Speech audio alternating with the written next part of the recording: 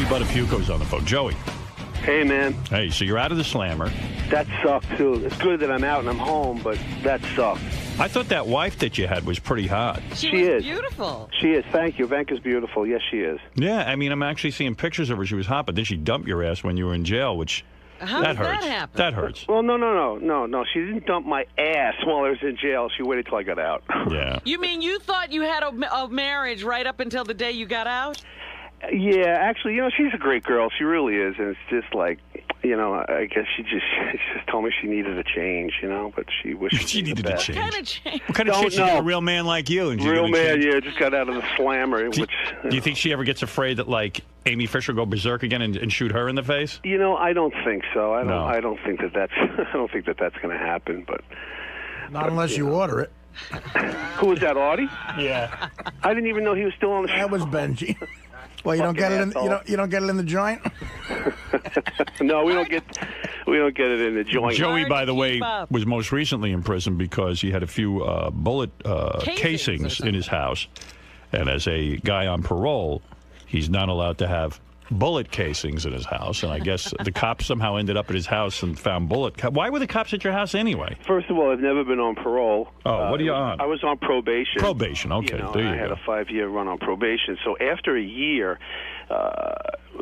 every month, probation department would come to the ranch and they just do a probation check, make sure your life is on track and everything is right, and make sure you're not doing whatever it is you're not supposed to do. And honestly, I hadn't left my home in a year. I was home and just doing my thing. That's what's great about this country, that we have the resources to check up. Sit at home though. Yeah, but and also to check up on people and make sure they're behaving. Yeah, well, LA was much safer with me off the street and in jail because it was much safer because we noticed the drop in crime. But seriously, Howard. So what happened? You got out of jail. You come home, and the ex-wife, the wife. Let me back up a little bit. First, with this probation violation that landed me back in there was ridiculous because in 2003, when I got arrested for the insurance deal, they had 100 ATF agents that rolled my house at 6 o'clock in the morning. It was like something you see, on television. You don't really think it's ever going to happen to you. And when it did, they took a shotgun. It was an old family shotgun. I think my mom used it to shoot snakes in Florida. And it had a box of shotgun shells that my son Paulie bought in like 2001. Now I got arrested in 2003. So they took the gun, and really, I honestly thought that they took the shells. Why wouldn't they? These were the same shells 2 years later, that when they did a probation search of my house, they found them, and basically that's what put me in jail. And we even proved that I had paperwork that showed when I bought them in 2000, when Paulie bought them in 2001, where they were purchased, the shell casings. We tracked the VIN numbers on it, or the ID numbers. You were a victim of circumstance. Well, actually, yeah, and I'm not bitching like, I didn't do it, I'm sorry. You went and you did your time. I had to take the year, so I went in and did it. It was hard, man. It was a bitch because, like when you get in trouble for something you really didn't do, and it's like, God damn it, So I didn't do anything that bad. But wasn't he sick, too, when he went in? Weren't you sick? Yeah, I was real sick. I'm still sick, man.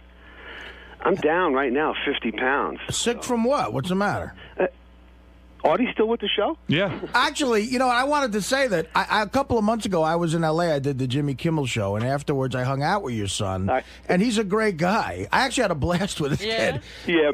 Paulie's he's really a good, he's a good son. How did that kid turn out normal? I don't know. He's the anti-Joey. You know what does he look like Joey? A little bit, you could tell. Yeah, I mean, and he's normal. Yeah, after the mom gets shot in the fucking head. Yeah, I gotta say he seems normal, and he's a really good kid. He's got a great energy about him. And what's he do? He just we had a lot of fun together. Thank you, Artie. I really appreciate that. And both my children are really, really good. Good for you, Joey. Well, good for you. What are you saying? Good for you, Joey. Joey was away most of the time. Oh, that's right. Well, all right, good for your ex-wife. They must have done something right. I mean, he's a good kid. You could tell. Thank you, Artie. Now I like you again. No, I'm being serious. It's the Actually, truth. he looks more like you, Artie, so I don't know. Yeah, a lot of people asked if we were brothers. Is he a heavy-set kid? Well, not heavy-set, but he's got the Belushi look to him. Yeah, I see. Well, all of us do. Yeah, definitely. Remember, Joey, Artie, you're the young me. Okay? Yeah, Joey, right. let me understand something. So you get out of jail. This hot wife, was she cheating on you when you were in jail? You know something? No, I don't. I don't think so. I really do love her a lot. Did she visit regularly? Hey, you know something? you know what I forgot to ask you guys? What? Is there anybody else on the line? You're supposed to get David on the line? Where's David? Oh, is that your buddy, your producer? David One is of them. trying He should to be on the line. Oh, okay. I put see. something He is together here. again. Oh, that's right. We can't interview Joey without David. Right. Hey, David, you there? Yeah, I'm here. Okay, great, man. Good. But did she visit you regularly while you were in prison? Who? Your wife. Which one? The new one. First one. I mean, the new Absolutely. one. Every visiting day, Ivanka came down to the jail, and she waited on that line outside with all the people that wait out there to come She's in going to and see have their no people. problem meeting a new man, that's for sure. I That's know, a she's good-looking very- woman. She's very beautiful. Any conjugal visits? He's while hanging you out at the jail still.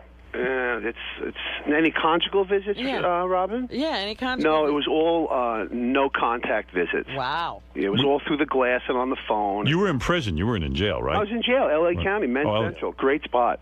Right? That's Weren't exactly those where I parents was. Great to you, Joey. No, I was well taken care of with my medical and all that. Did yeah, you have a roommate? Not a roommate, but a cellmate. We were in single-man cells in a secured area called 1700 and 1750. That was a cell block, and we were on lockdown, 24/7 lockdown. We only got out to take a shower or. Did you have any fights? Oh no! They go on, but no, not me. I was segregated. We're doing a show, Howard, called Celebrity LA Lockup.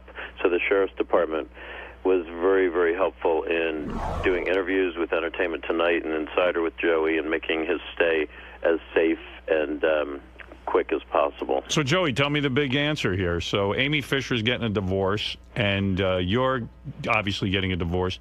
And then the speculation is that you two are getting back together as a couple, which would be the most phenomenal friggin' thing ever. Yeah. You got to do it. You got to do it. And You know and what? you've said in the paper you've had contact with her. What kind of contact? on the phone. Oh, yeah? You called her? Absolutely. Well, we talk. Absolutely. When yeah. did you talk? You know what? I got it. regularly? I have to tell you, and it's like, you know, like life has to go on, and like I've been trapped in this whole, well, not trapped, but just like in this situation since Mary Jo got shot, where I was just like pounded by Mary Jo for years, and it was like when Mary found out when we all met a year ago that, you know, Amy did what she did and there was drugs involved and Amy didn't remember doing it, and like Mary Jo and Amy made up, and it was like okay for them. I'm still carrying the anger and all this other crazy, horrible Yeah, stuff. you've I'm said like, horrible things about Amy. yeah, I did for all these years, and I decided, you know, for me to be able to, here we go, here's a little Dr. Phil for you, but for me to go on and get on with my life and be able to, like, recover from everything physically, emotionally, financially, I need to put that down. I need to put the anger down, because it does, no matter how strong you are, no matter who you are, the shit eats you up, man. It eats you up from the inside out. And I'm like, fuck this, man. Why, you know, Mary Jo didn't even care at one point that, oh, I don't care. She says she doesn't remember shooting me. You know, I care. So what do you? So what happened? You started care. calling. So I have to let it go to be able to make up with my life and go on with my life. So I have a good relationship with Amy. What do you mean? How often do you speak? I spoke to her twice this week. And, Wow. wow. You spoke to her on the phone. Did she talk to you about the fact that her husband and her were breaking up? Yeah, I know all about that. And, you know, I didn't file for divorce. My wife did, and I understand that her husband filed also. But did Because Amy? you two were talking? Maybe. Did Amy say to you that she still has feelings for you? You know something? We talked a couple of times, and I'll be in New York next week, and I'm going to definitely go to dinner and just. You know, I owe her an apology from the way I acted the last time that I saw her, and I'm not defending myself to the point, well, I was sick or any reasons why. Wait a second. You're attracted to her still, aren't you? You want her. You know what, Howard? It's Honestly. just me, listen, it's just me and you on the phone now, right? Right.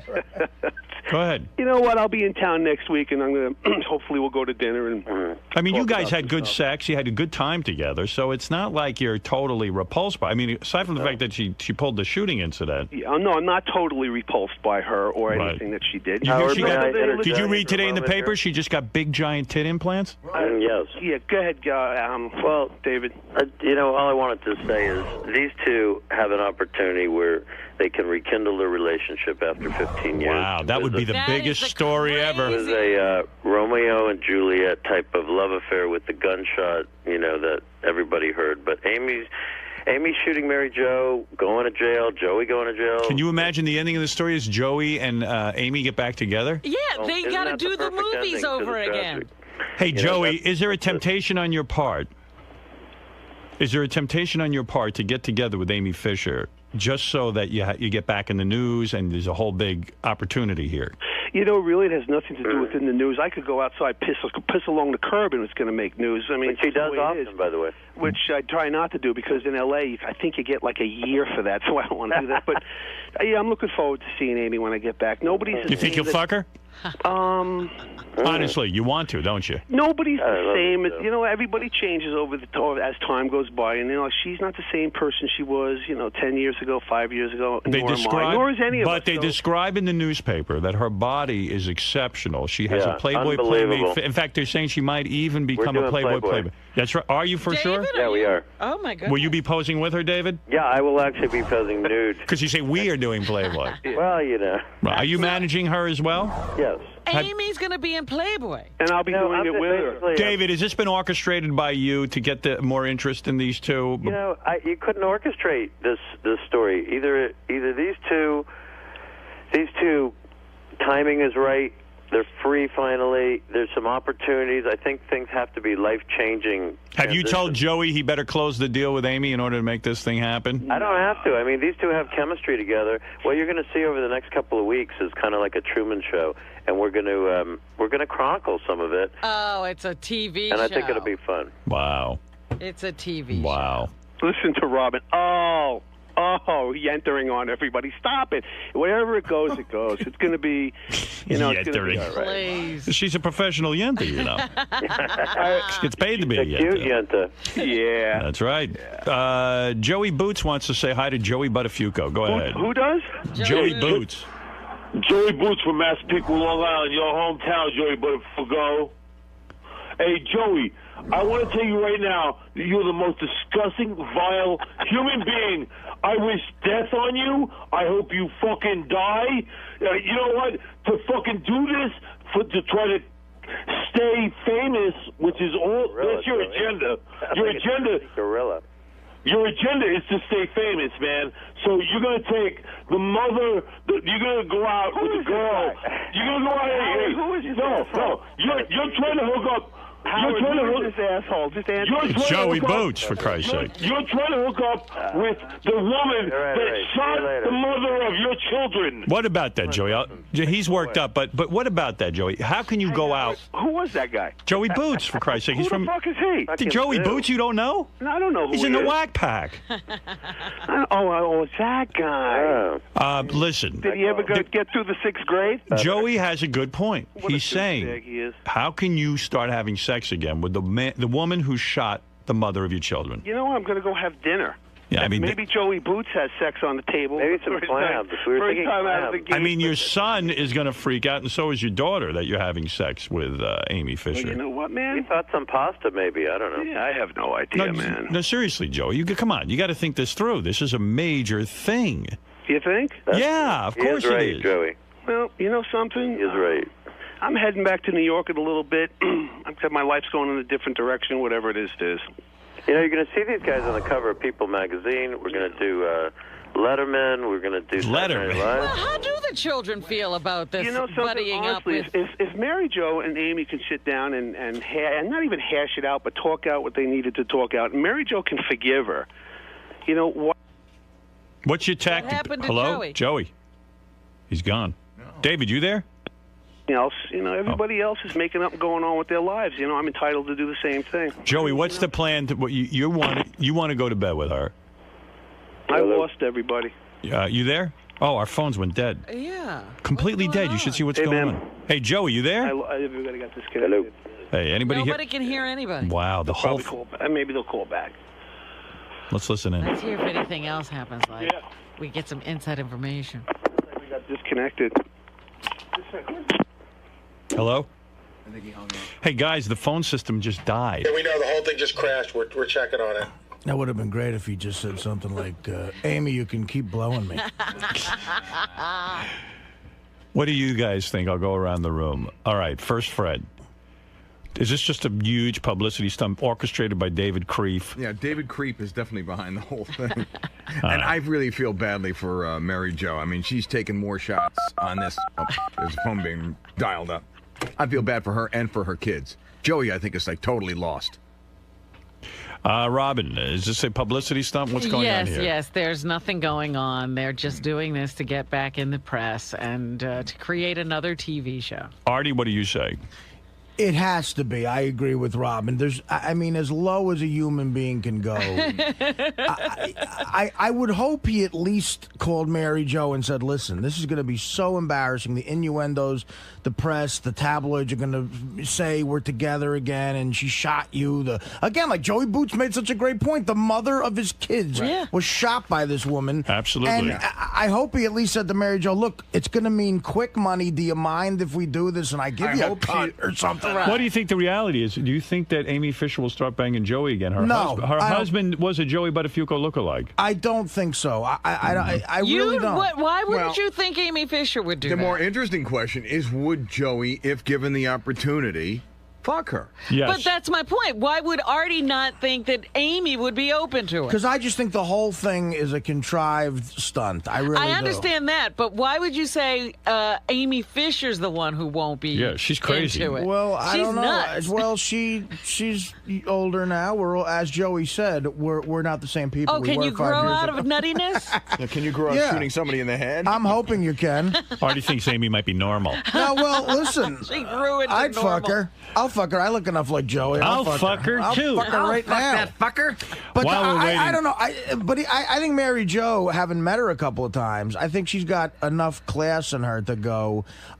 I don't care how much money. It's still gotta hurt. Yeah, What I don't are care. you talking about? Mary Jo is she's a nice person. But what does Mary Jo got to do with this story? I'm saying if Joey did go to her and say, look, I'm sorry about what I'm about to do, but it's going to make me quick money. Do you mind this? Will it be that offensive? Even if I hope he would And have said. Joey's not going to sleep with a spreading Amy Fisher? I would hope he wouldn't for the sake of his Oh, kids. you're please, crazy. you know he would. Well, listen, I'm telling you what I think. Joey will fuck anything. Absolutely. Well, he likes that he'll be Amy fucking. Fisher. He'll be fucking his kids. This will be fucking because they're going to be screwed up, and his kid is a They're nice gonna kid. be screwed. How if they've survived all this? They can survive that. I don't think anything he can do will hurt them. I met his son. His son's a real nice kid. He doesn't seem to have any issues. And Did you talk to him about the whole situation? no, that was awkward. I wouldn't have done that. But Well- I've actually hung out with Mary Jo a couple of times too, and I think she's the type of person that would have said, "I don't care how much money you're getting. I don't want this to happen." So I think he's already pissed her off. Let me just say beyond belief. something. I'm trying not to blow my stack because we have a phone system that regularly just has to be rebooted. I don't Yeah. understand that. I don't get it. So I'm trying to maintain my cool when we're in the middle of an interview, but that will need to be looked into. Joey, you there? Yeah, I am. All right, hold on a second here. I'm going to get this all back again. I got to get your friend there, David Krieff, on the phone too. Oh, okay. You two are like two peas in a pond. Yeah, maybe they're having a relationship. Maybe that's the real story. David, you there? With Robin. All right, How Joey. about you? Joey, the question was asked while we got disconnected. Are you, let's say the scenario arrives. You're out dinner with Amy Fisher. Having dinner. She looks great. She got the big titty implants. You know, she's wearing a short skirt. You like what you're hearing. You like what you're She seeing. smells good. You're having a few drinks. She says, Joey, you know, I always loved you and I still love you and I want to For old fuck you. time's sake. I want to have sex with you. I want to take you back to my house. Would you have sex with Amy Fisher if that kind of scenario evolved? And Lou did not have his guns there. There you go. Yeah, Right. yeah, totally. You would. Yeah. Thank you. Artie, do you see what we're saying? He's saying it. Artie said you wouldn't. So who won? No, listen. He's saying it because that's the only way anyone's interested in all this Oh, bullshit. stop No, it. he Yeah, wouldn't. it's to make money. It's Can to I make ask you money. something, Joey? No, Artie. Joey, man to man? Sure. Is she hot. the best Artie, you pussy? crazy? Is she the best pussy you ever had?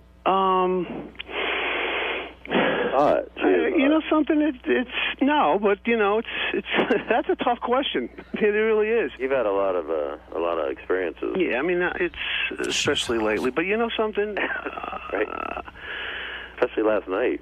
What happened last night? What happened last night? No. We're not going there this morning. Too early. I'm sorry, Howard. What was your question? The question is she the best pussy you ever had? You know what? Amy's a lot of fun. Well, how so? She's just she was always just a very nice until all the shit broke. But then, Right. then we all know why and how that happened. Would she be open to anal with you? You know something? I don't know. You never did that with her? No. I'm talking about in the old days when things were good, when you had your affair with her. No. But were she things ever good? I mean, the old days, things were pretty crazy. Well, no, there was a time when he had good sex with her. Yeah, well, for a long time, but, you know... But, Joey, what about the fact that she accused you of being her pimp and that, you know, and that was all heavy stuff? You know something? Yeah, there was a lot of stuff being thrown out there in the early days, you know, after the whole shooting incident, and orchestrated, of course, by the attorneys. But wait a second, doesn't that scare you? Even my attorneys were telling me what to say. I was never involved in anything so like this. Joey should have a pimp based on his... You know, there was so many things said. Honestly, I mean, everything from the pimp to her life with drugs and her whole way of life, and that I gave her the gun and I was responsible. So I'm saying, aren't you afraid? No, because you know why? Honestly, we spoke about this, and then it blew up into a rage or what have you. But you know, she actually, you know, told me she never remembered shooting Mary Jo. Like, she doesn't remember a lot of All things. right, so you don't think she's crazy? I don't think she's crazy. Wow. I really don't, honestly, and that's coming from my heart. I really don't. Do you have nicknames for each other when you were on good terms? Did you have lover names? No. Never. No, but honestly, like today, look, you know, I know. Honestly, to answer your question, I don't believe that she's crazy at all. Wow. Have your kids weighed in on this, Joe? Do you think your kids are going to be pissed if you start a relationship with her? Probably. Yeah. You don't care about that? No, I do care about that, Artie. Well, how are you going to deal with that? Well, he won't see his kids. I'll deal with it when it comes to Artie's so serious. No, this creep you've latched on to, David Krieff, whatever his name is trying to promote the fact that you're going to fuck the woman who shot your kid's mother. You're on Jimmy Kimmel and you're not on the Tonight Show.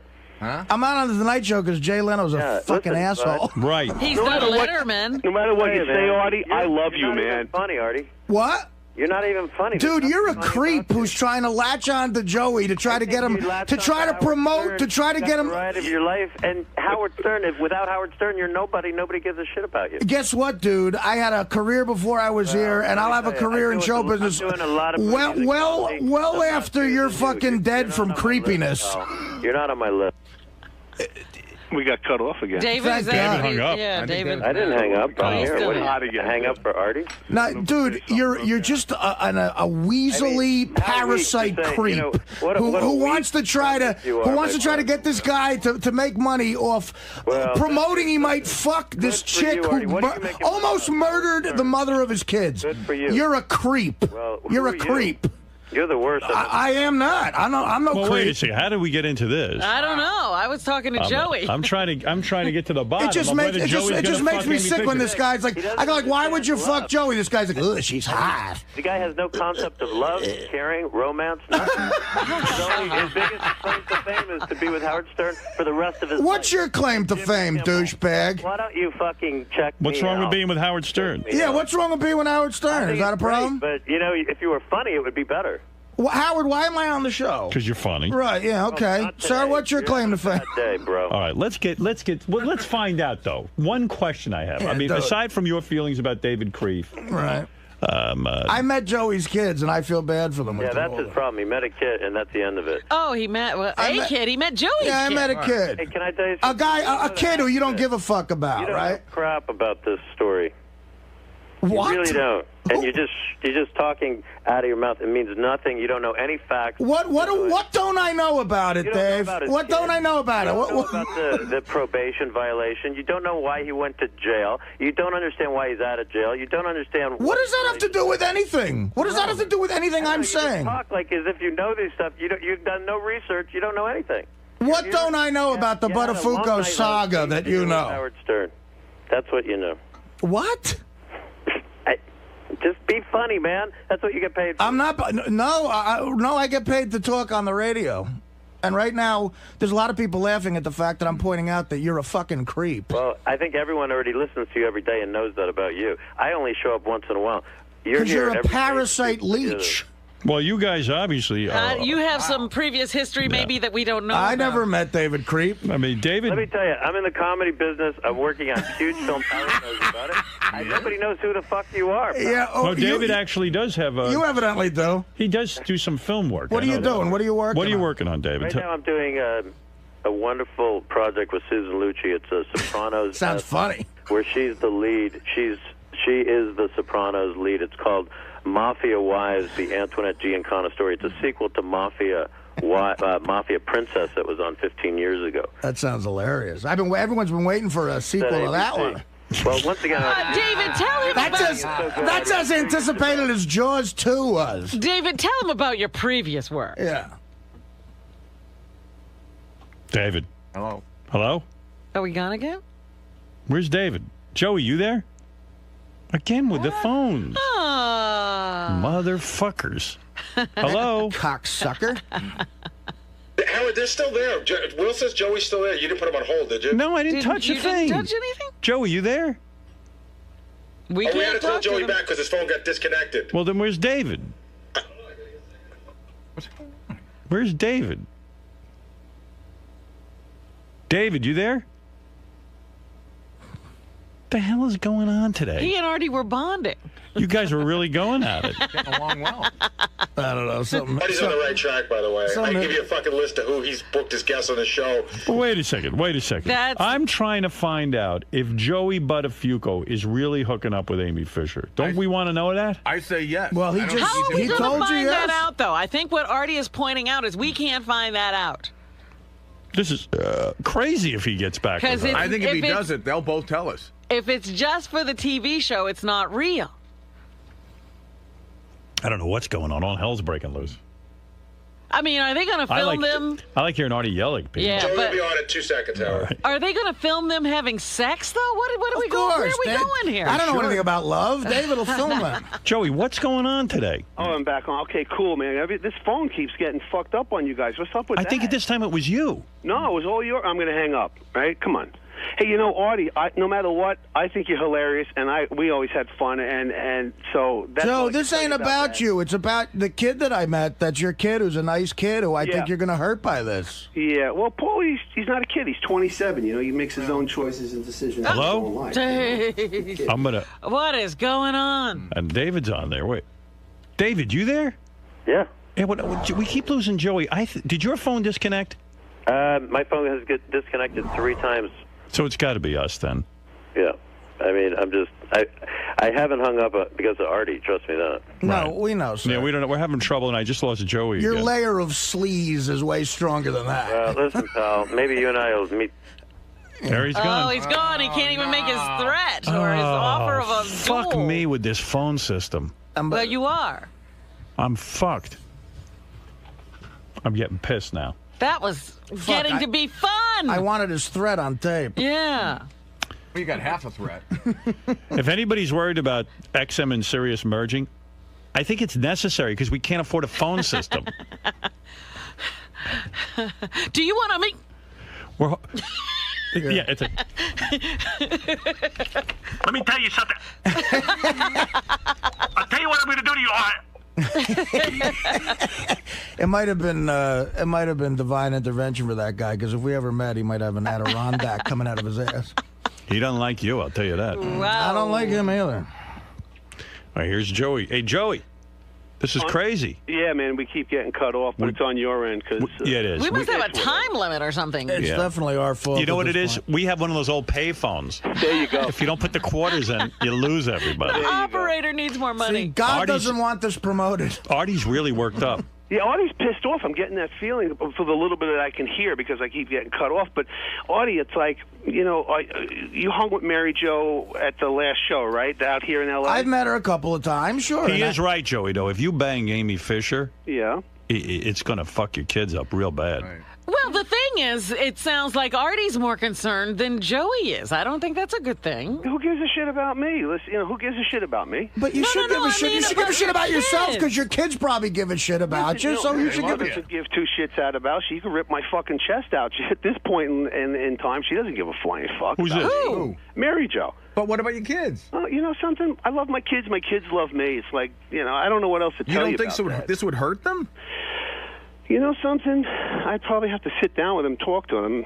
Maybe You're you going wanna to do have that. time to talk to them before you might wanna do that before the bang date. Amy Fisher? Well, first you'll bang her, then know you'll something? talk to him. Like, Although I personally would love to see this. Well, of course we would. It course would be you good would. for us. I think a lot of people would. I mean, but seriously, I just want to. When you talk to Amy Are on, you pissed, Artie, because but wait a second. When you talk to Amy on the phone, like, is she talking romance?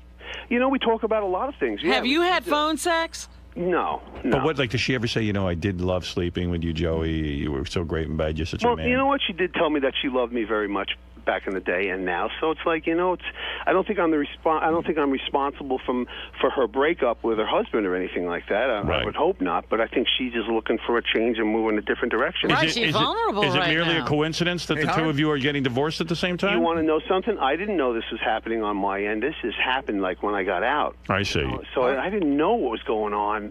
What is it, Freddie? On my end. I actually have a couple. I have a couple questions for Joey. Joey, when you were with Amy back in the day, did you think it was going to get more serious? Did you hope it would get more serious, or was it just a fuck? That's what it was. But how about now? Do you think you would love to see it develop? I'm going to see where it goes. Back in the day, he's saying she was just a fuck. Right. Well, wait a minute. He's not ruling out the fact that maybe it could develop into something. Otherwise, it would just. Absolutely, he's not ruling it out. But to me, it seems odd because you just found out you're getting a divorce. You're already ready to jump into something else with Amy Fisher. Hey, he's been in prison a year. Not that I'm ready to. There's no other girls on the planet. Right. You know what? And he's used to her.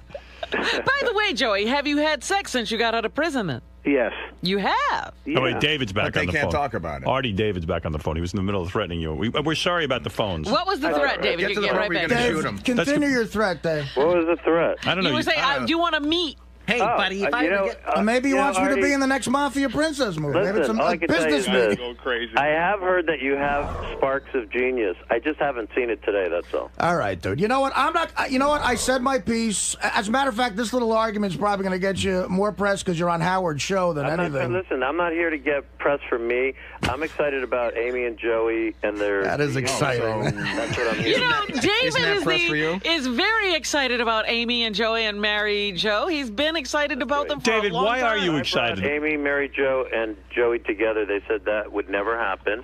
And the fact is, when you see Mary Jo on Thursday, whatever, she will tell you that I brought them together. And I'm looking for people to have love and be reunionized and have fun and have good families. I have children. I know what you're saying, Artie, but you can't, at some point or another, when your kids are grown up, I don't know if you have kids, but at some point or another, you have to live for yourself. And you can't always live in the past. Okay, Dave, but let me ask you this. All craziness aside. I mean, kids are my number one thing. I'm working for 9. Well, listen to Artie's question. Okay, so suppose someone shot the mother of your kids. Would your kids?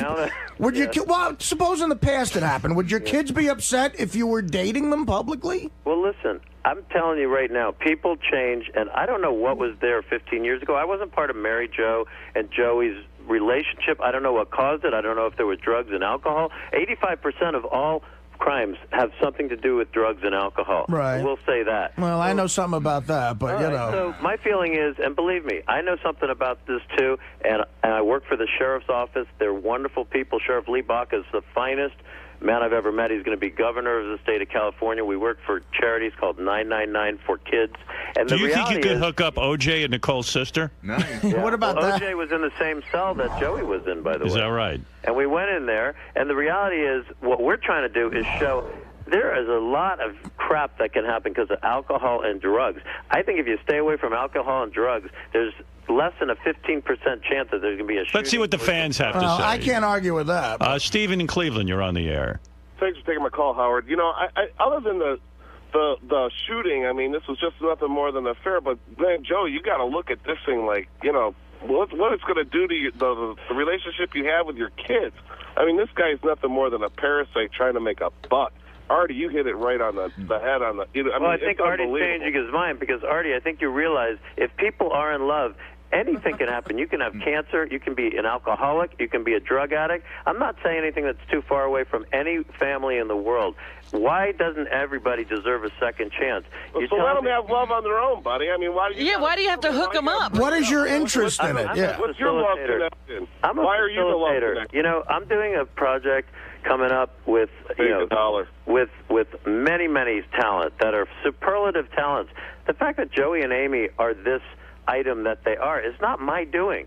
I just happen to facilitate it. All right. Like Sinatra with Dean and Jerry. Exactly. I freaking love you. Listen, I got to say something. You know what? I I've met Joey and Mary and now Paulie a couple of times, and to tell you the truth, I have an affection for them because I probably have the same background as them. I'm the same type of person, and I really like them. I do. I think they're deep down, they're good people, all three of them, and I just feel that it's just good. This is going to tear them further apart. Artie, it's just the worst thing that could happen to a family. People show their sides. Like, you have a side that you show the public, but then some people David, have you can't think this would be good for Joey's kids to sit there and know their dad is now in love with the woman who shot their mother. You've been through a divorce, Howard. Yes. You know that a lot of stuff happens when you decide to get divorced. Your kids sometimes take sides. All sorts of things happen. All I can tell you is that usually it's unjustified. Yeah, I mean, at the end of the day, this is all for the love of money. What are you talking about, pal? I'm just saying, as someone. I'm just telling you, the reality of this is people go through divorce, people go through separation, they go through alcohol, they go through drugs. They usually don't go through gunshots, though. You have a life, and you don't live it only for your kids. You live it for your kids before they're 18, and then they have their own lives. Oh. Yeah, but a lot of this stuff is history. Howard? Adam, you're on the air. Go ahead. Is the guy from Cleveland still on? No, that's the guy from New York City. Go ahead, Adam. Hello? Yes. Hello? Yes, Hello. go ahead. Hey, Joey, man, I got to give you some advice. You need to stay away from her. Not for anything else for your kids, but for yourself, man. She is so stupid. I used to live across the street from her. I just moved 6 months ago. She is so stupid, she'll get you arrested for doing something stupid. She is not stupid. You're wrong. She's a very smart girl. You sound like an idiot, but she's a smart girl. Oh, really? Okay. Let's see. You're an idiot. She's smart. She drives David. First of all, and she's hot. I want to hear this guy. Let me hear this guy. I want to hear this guy. Seriously, first of all, her husband spent all her money. She told my wife and her girlfriends in the neighborhood. Nothing left. Gone. We don't know that. Okay. This is hearsay evidence. Joey, don't worry about the money. It's not there. You have to start it all over again. Number two, the girl drives around the neighborhood with the kids in the back seat, not buckled, jumping around in the front seat. Oh, that's all hearsay. Come on. Let's go. Yeah, we don't even know if he lives across the street from Amy Fisher. Dominic, you're on the air. Go ahead. That's the idea. You don't know. Dominic was Joey's lawyer for a while. I started with Joey actually through Howard, and then I helped Mary Jo later, and Joey knows that. Yeah. And then I helped Amy get out of jail, so I kind of was there from the beginning to the absolute end.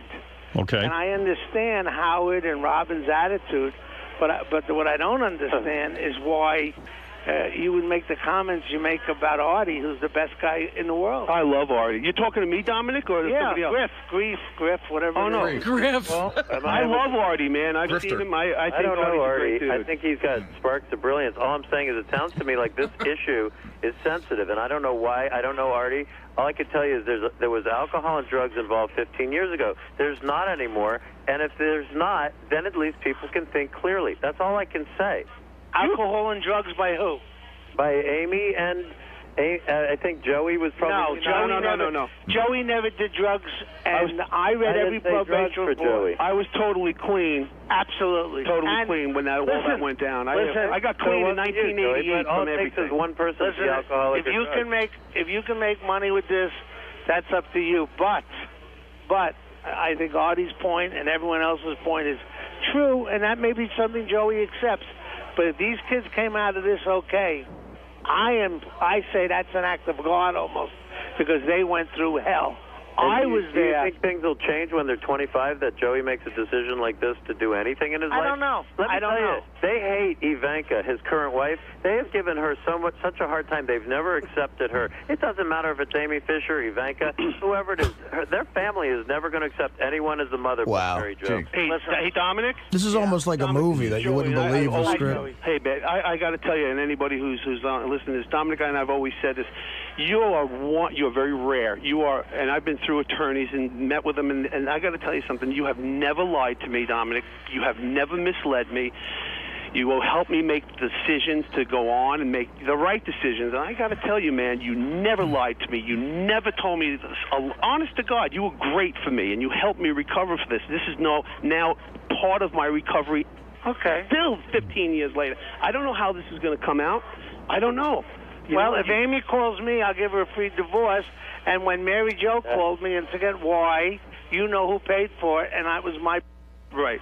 And it was a lot of money. But all I'm saying is, listen, you got to do what you got to do. Right. But I think Artie, who I truly love, is just trying to say to you, you know, is it going to hurt the kids? And maybe that's a test you're going to give. Yeah, I think it's incredible. Dominic, they're not 8 years old. Well, I'm not saying I'm right or wrong. Well, it doesn't matter if a kid is 8 years old. If a kid, are you telling me that at some point or another you don't? Listen. There's a billion women on the planet. We're talking about. There may or may not be We're talking about reasons. specifically the woman who shot and there's Mary their Jo. mother. Listen, you want to know one other thing people are forgetting that she was underage when he was having sex with her, so there was another act of victimization going Nobody on. wants to listen to me. You guys are doing a great fucking job. Listen. The thing is, you know, after I never met Joey's daughter. Joey's going to fuck Amy Fisher. I hear it in his voice. He does not. He's hell bent on doing this. But after I met his son, I'm hearing that now they're going to just put the two of them in a house and see what happens. Right. That's crazy. Am I right, David, or not? You are brilliant. You're the only one that makes sense on this show because to me, you understand this show. Oh, you're nuts, David. I'm going to get on Artie's side in a minute. Yeah, well, I mean, listen. I mean, people make money off snuff films too. Really? I don't know why I'm so smart, but I'm telling you. But I Joey, can't see. I mean, it's one thing to have them have a meeting. It's another thing to have them dancing around town. Hold it. Going to Vegas. Joey, it's a done deal, isn't it? Pretty much. You're underestimating Amy. Amy has 2 kids. Hold it, Dominic. I didn't get an answer. I didn't get an answer. She's a great mother. I don't think she'll do anything to harm her kids. Joey. And if you two can put a show on. I got to have a word in here. Joey. I agree with Dominic. I really do. Joey, you're going to have sex. You've always been the voice of reason. Wait. And God bless you, and I love you. So what do you agree with? He's saying not to have sex with this girl. Well, that's not the issue. That's not I the issue. discussed that on the phone today before they even meet, whether or not they're going to have sex. So Amy's children have to see a headline like that. So what's the issue? You could sell this as a reality show. You want to see them in a house? Wait. What's the issue? I don't even know. Howard's the only one that brought it up. I've never brought it up. No, what is the issue? If you can believe this or not, honestly, from my heart, I owe Amy a huge apology. It's not about sex. For me to get started into this another phase of my life, I owe Amy a huge apology, and whether anybody's there to see it or hear it or not, and I hope somebody is, because I owe it to her publicly. I really do, because of the last try. And the last try, I was a fucking maniac. You know? By the way, those got the highest ratings of any Entertainment Tonight sweep special ever. I'm sure it did, Dave. I'm not arguing there's going to be interest in this, but, you know, after I met Joey's kid, Paulie, I honestly said to myself that night, I said, wow, that kid turned out great. He's nice. He ducked a bullet. He got through it, and he's going to be fine. And now you're dragging him back into it. Why test him twice? Actually, Artie, you and I have something in common. Artie, in my defense to that, I love my children, and I'm sure you speak to Paulie, and he tells you he loves me. We have a great relationship. We go riding our Harleys in the hills and everything, and I have a great relationship with Paulie. Oh, here we go again. Are we there? Yeah, we're here. Go. My son Paulie is not 12 years old anymore. He's 27. He's a grown man. You know? I know, Joe, but and my daughter Jessie, I'm sure you met. You know, she's working hard and she's doing her thing. She's 24 years old. He didn't meet Jessie. He said. Oh, okay. I never met Jessie, but you know, again, I just said to myself, God, this kid ducked such a bullet in his life. Look, and we're going over the same thing. Right. I don't know that Joey's actually. Have you told your children of what you're doing? No. I haven't seen or spoken to either one of my beautiful children. Wait, David, you got to shut up for 3 seconds and let the guy finish a sentence. That's okay. You guys are doing a great job. Joey. Yeah. You said you were interrupted. David jumps on every line you say. What did you say? You haven't seen your kids how long? I haven't seen Paul or Jessie since I went into county, and that was January. I haven't seen them. So it doesn't sound like... I've called and left messages for Paulie, but I haven't heard from any. I haven't heard from them. I know that they want to see me and speak with me, but I haven't. And you know, for everything that everybody says about me, and we've all ducked this whole thing, just gotten through it. I am a very sensitive guy, and I know you guys a long time. And Howard, you were the only one there back 15 years ago when all this shit jumped off, and you were really the only one who gave me the chance to speak. Honestly, you really did. You know, all right. So, all right. Well, everyone's just saying to you, better think this through. I haven't seen my kids, and I really need to. But I just got out like 8 days ago, and I'm dealing with so much. There's something wrong here between you and your kids if you haven't seen them for that long. So I would think real hard about whether or not you should see Amy Fisher. I have a question. But on the other did they hand, visit him in jail? No, he said no. He hasn't seen them. No, I didn't want them to, guys, because it's a real shitty place to be. Even for the people who come to visit inmates, it's a bad place to be. All right. right. Thank you, David. And David Krieff. Yep. Joey Buttafuoco, thank you. And keep us posted on what happens now. You got it, man. All right, very Listen, good. guys, honestly, I hope everything turns out all right. I really do. Thanks, Artie. Thanks a lot. Thank you, guys. Bye, bye, Robin. Bye. Bye. All right. Bye, Howard. You let that guy have it in there. Yeah, I have no more energy. I don't know. There's something about it that struck me the wrong way. And I did meet Joey's kid, and I felt bad. I don't know. I feel bad for the kid, and now it's just. I mean, this is how anybody could disagree with what we were saying in there is beyond me. Well, you were dead on, and you've been in show business a long time. Does he remind you of a lot of the creeps you've met? I don't know, man. I'll tell you, I've met some creeps, but that takes it to another level, man. That's creepiness at level red. I don't know. And the fact that he tried to feign that he cared and that he cares about people in love. I don't know, man. It's a fucked up world. I'm glad I'm not that healthy, and I'll be leaving soon. Okay, you guys can deal with David Krieff. You know what's really fucked up? It's like everybody has a second chance. Everybody should get a second chance, except me. I'm not allowed to have a second chance in my life, I guess. You know, Mary Jo, God bless her, she's got a new guy in her life, and she's happy, and that's good. You know, my children even got a second chance in life because they were very young when all this happened to their mom, and it's, you know, they got a second chance to move on. And like Ivanka always told me, that's why I fell in love with Ivanka. I said, because she always told me, when is it my turn? Don't you get another chance? It's like, I think I just got my second chance with Ivanka, and I really believe that. I really believe that now she's gone, so...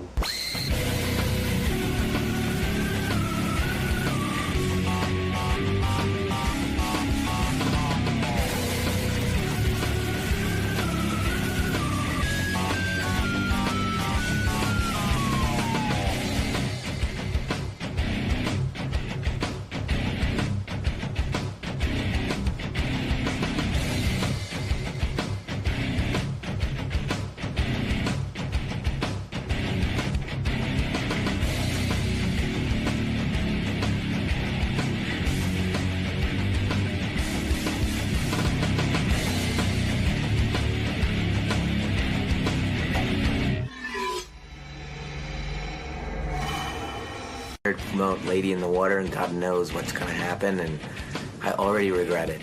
How come? It never ends up being what you intend it to be, but hopefully I'll walk out and it won't be. I'll have to distract people from listening to the thing.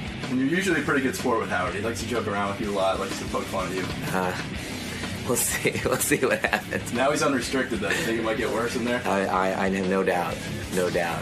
M. Night Shyamalan is a huge film director. The Sixth Sense? Yeah, we've had him in many times on terrestrial radio. This is his first time here on satellite radio. Unbreakable?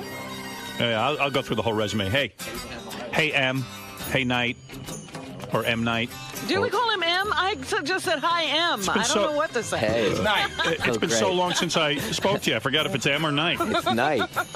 Hey, Night. How are you, man? Good to see you. Good to see you, too. And he brought in Rob Reiner, another famous director.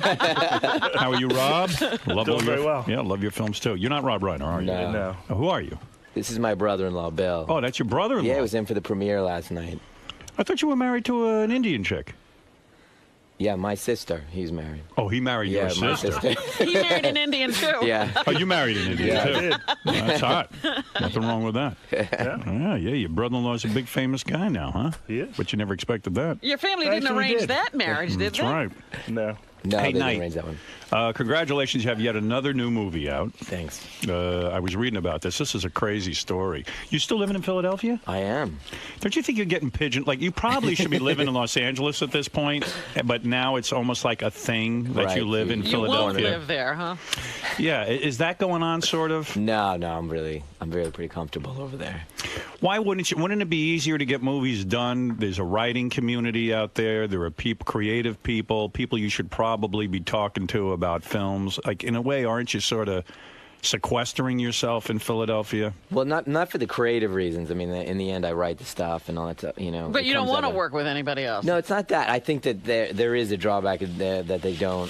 I don't see them at lunch and the restaurants, and we don't go to each other's kids' birthday parties and all that stuff, and so they can think of you as an outsider, a stranger. Well, I was just reading the strangest article. Like, apparently, all of Hollywood is waiting for you to fail now. Well, definitely. I don't know he's what the feeling deal pressure. is. I'll tell you know what it is. Let's go through your film resume. You came on the scene with one of the biggest movies of all time, The Sixth Sense. Then you made a second film, which I happen to think was better than The Sixth Sense. I love the second one, yeah. Talking about Unbreakable. Yeah, you guys really dug that. Except Jackie hated it, I remember. Jackie, well, look where Jackie is. Yeah, he ain't here anymore. Notice that. I thought Bruce Willis's performance in there was one of his best in years, which you got out of him. Mm-hmm. You know, he wasn't being, he was believable. And that film was huge. It wasn't as big as everyone expected. Right. After Sixth Sense, how much did that gross? I think 250 million. 250 million. Yeah. So that sucks. Yeah, I think that Unbreakable made about 83 million or something. No, Unbreakable made 250 million. Oh, it did. That was a terrible flop. What did Sixth Sense make? 666. 666 million. Yeah. So Unbreakable is viewed as a flop because I don't know why people root against you. But that's no flop. That's a $250 million film. Go try and make $250 million worth of film. I mean, that's an amazing amount of money. And can I say something? I think Unbreakable is a phenomenal film. I was telling you during the break how much I love it. But I think that the number you gave, 250, is probably a worldwide number. And I don't think it did as well domestically. Although I thought it was a phenomenal movie. It did about 100. You know, do they care where the money comes from? I never understood that. Why do they count the grosses of a film domestically and internationally? Like, oh, no, who cares? It's the same pot. It's the same pot. Exactly the same money. So, like, for example, like Adam Sandler's gigantic domestic, but doesn't have foreign, you know, like that. So, but there's somebody that might have the exact same foreign numbers, and so they're actually double. Yeah. So, I mean, you're no slouch. You made some decent money. Then you made, what was the third movie you made? Signs, which did really well, right? Back when Mel Gibson had some sense, yeah. How much money did that make? 400. 400 million? Yeah. I mean, now, I'm making a point here. Just stay with me. Okay. So 400 million. Then you did the movie with Ron Howard's daughter. Yeah, The Village. The Right? Village. Yeah. How much did that make? 270. $270 million. You've And never they still said that was a disappointment. Well, that was actually the third most profitable movie of the entire year behind Spider-Man 2 and Shrek 2. Yeah, because what did it cost you to make that movie? It was like 60. 60 million. Yeah, but everybody was saying at the time, oh, Village is not doing so well. I don't know. Look, I'm telling you, I don't know who they're holding me to, but... And you've made Hollywood how much money at this point? I think 1.6 billion or something. All right, so here's my point. So you made 1.6 billion for Disney. Disney made all those movies. Mm-hmm. You have this incredible relationship with Disney. Right. 1.6 billion. Can you imagine making one? Oh, actually, I did make 1.6 billion for a company. And more, yeah. Sure. Look where I am. You know exactly how I feel. That's right. So 1.6 billion dollars. Right. That's theaters only. That's not DVD. That's not TV. There's another billion on DVD. Wow. So you've made about $3 billion for this. $2.5 billion for this company. So now you come up with your next movie, which is the movie you're out promoting now, and that's Lady in the Water. Correct. Okay. Starring Paul Giamatti, who I know, and Ron Howard's daughter again. Right. What's with you and Ron? What do you have a hard on for Ron Howard? Do you want to be tight with him? I mean, she's good, but why not use a different chick? What's going on with you? I tend to kind of use people more than once. Like Joaquin, I used twice, and Bruce, I used twice. That kind of thing. You in love with this bitch or what? What's going on? She's a good lady. Well, you got a hot for her, right? No, you like working with her. Is she your muse? Very, very your professional. So listen to this story. And see if I got this right. Okay, okay, I'll correct you if you got it wrong. All right. So you had an idea based on a story you used to tell your kids. Correct. That there was a lady living in the pool at your house. Right. It was just one of the bedtime stories I told the kids. Which is so bizarre because the story my kids loved the most when they were young is we had Pool Monster. It was this guy who lived in the pool. Are you saying that M. Night ripped you off? Yeah. No, but I can relate to this. I can relate to this. It was called Bubble Monster. And the Bubble Monster would come out, and I, you know what? I thought it was a dumb story. Maybe I should have made it into a film. Look at you. It was really bad. Disney would have thrown you out, too. Yeah, my story wasn't as elaborate. So you had this thing that, you did with your kids, and you said, I'm going to make a movie called Lady in the Water about a lady who lives in a pool. Paul Giamatti, regular guy. All of a sudden, there's a lady living in his pool. Correct. Okay. Finds out, right? And he finds out. All right. So you write the script and then you bring it to Disney, right? Right. Your partner for so long in all your films. Okay. Do you have a deal with them where you have to show them a film first? I mean, not actually. Generally, no. On that particular one, I did, but I have always showed them, give them, just kind of a moral thing, just kind of come in. You didn't have like a certain on number that particular of one. deal? On that one, I particularly did, but on none of the others, and I did it anyway. All right, you were contractually obligated to show them. Show it to them. Okay, so you write the script, and it's upon completion. Yes. You send it to the person who reads the scripts home. Is that true? Was that the first move as soon as you finished? Yes. All right. So is a man or a woman that you send the script to? Well, there's a few people. A couple of people you send it. Now, do you send them as you go along, or is it a completed script? No, well, that was part of the thing. Was I hadn't quite finished it, but I thought that everything would be cool since since you're M. Night Shyamalan. You're M. Night Shyamalan. Yeah, I thought it'd be cool. So, but I was I could tell there was something really exciting happening in the script. I hadn't quite gotten it yet. Right. And it was a little raw, but I thought it was going to be fine. Why would you send them a raw script? I mean, why not send them the finished script? Well, I did, because there's kind of, simultaneous things happening where you get the cast and you start getting the crew together. You pick a slot when you're going to shoot it. So it's not necessarily like, say it took me an extra 3 more months to finish it, which it did.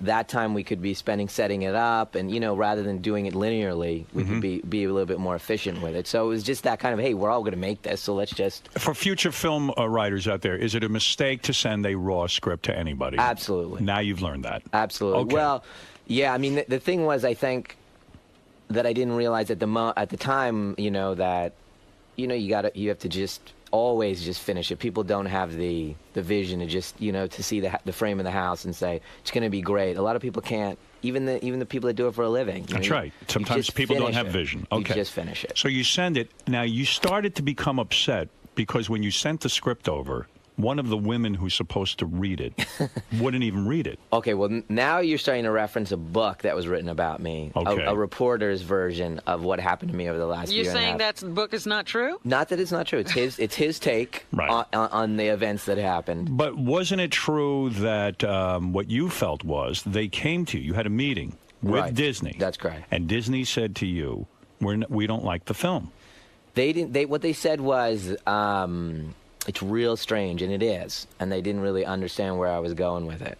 That sounds interesting to me. Isn't The Sixth Sense real strange? Isn't The Village real strange? Yeah, they're all. When you start to get that, that's the thing that I started bringing up, which was that this has always been the issue, which is, I'm not typically conventional, and the things that aren't conventional have always been an issue. Mm-hmm. So Unbreakable at the time was a big conflict.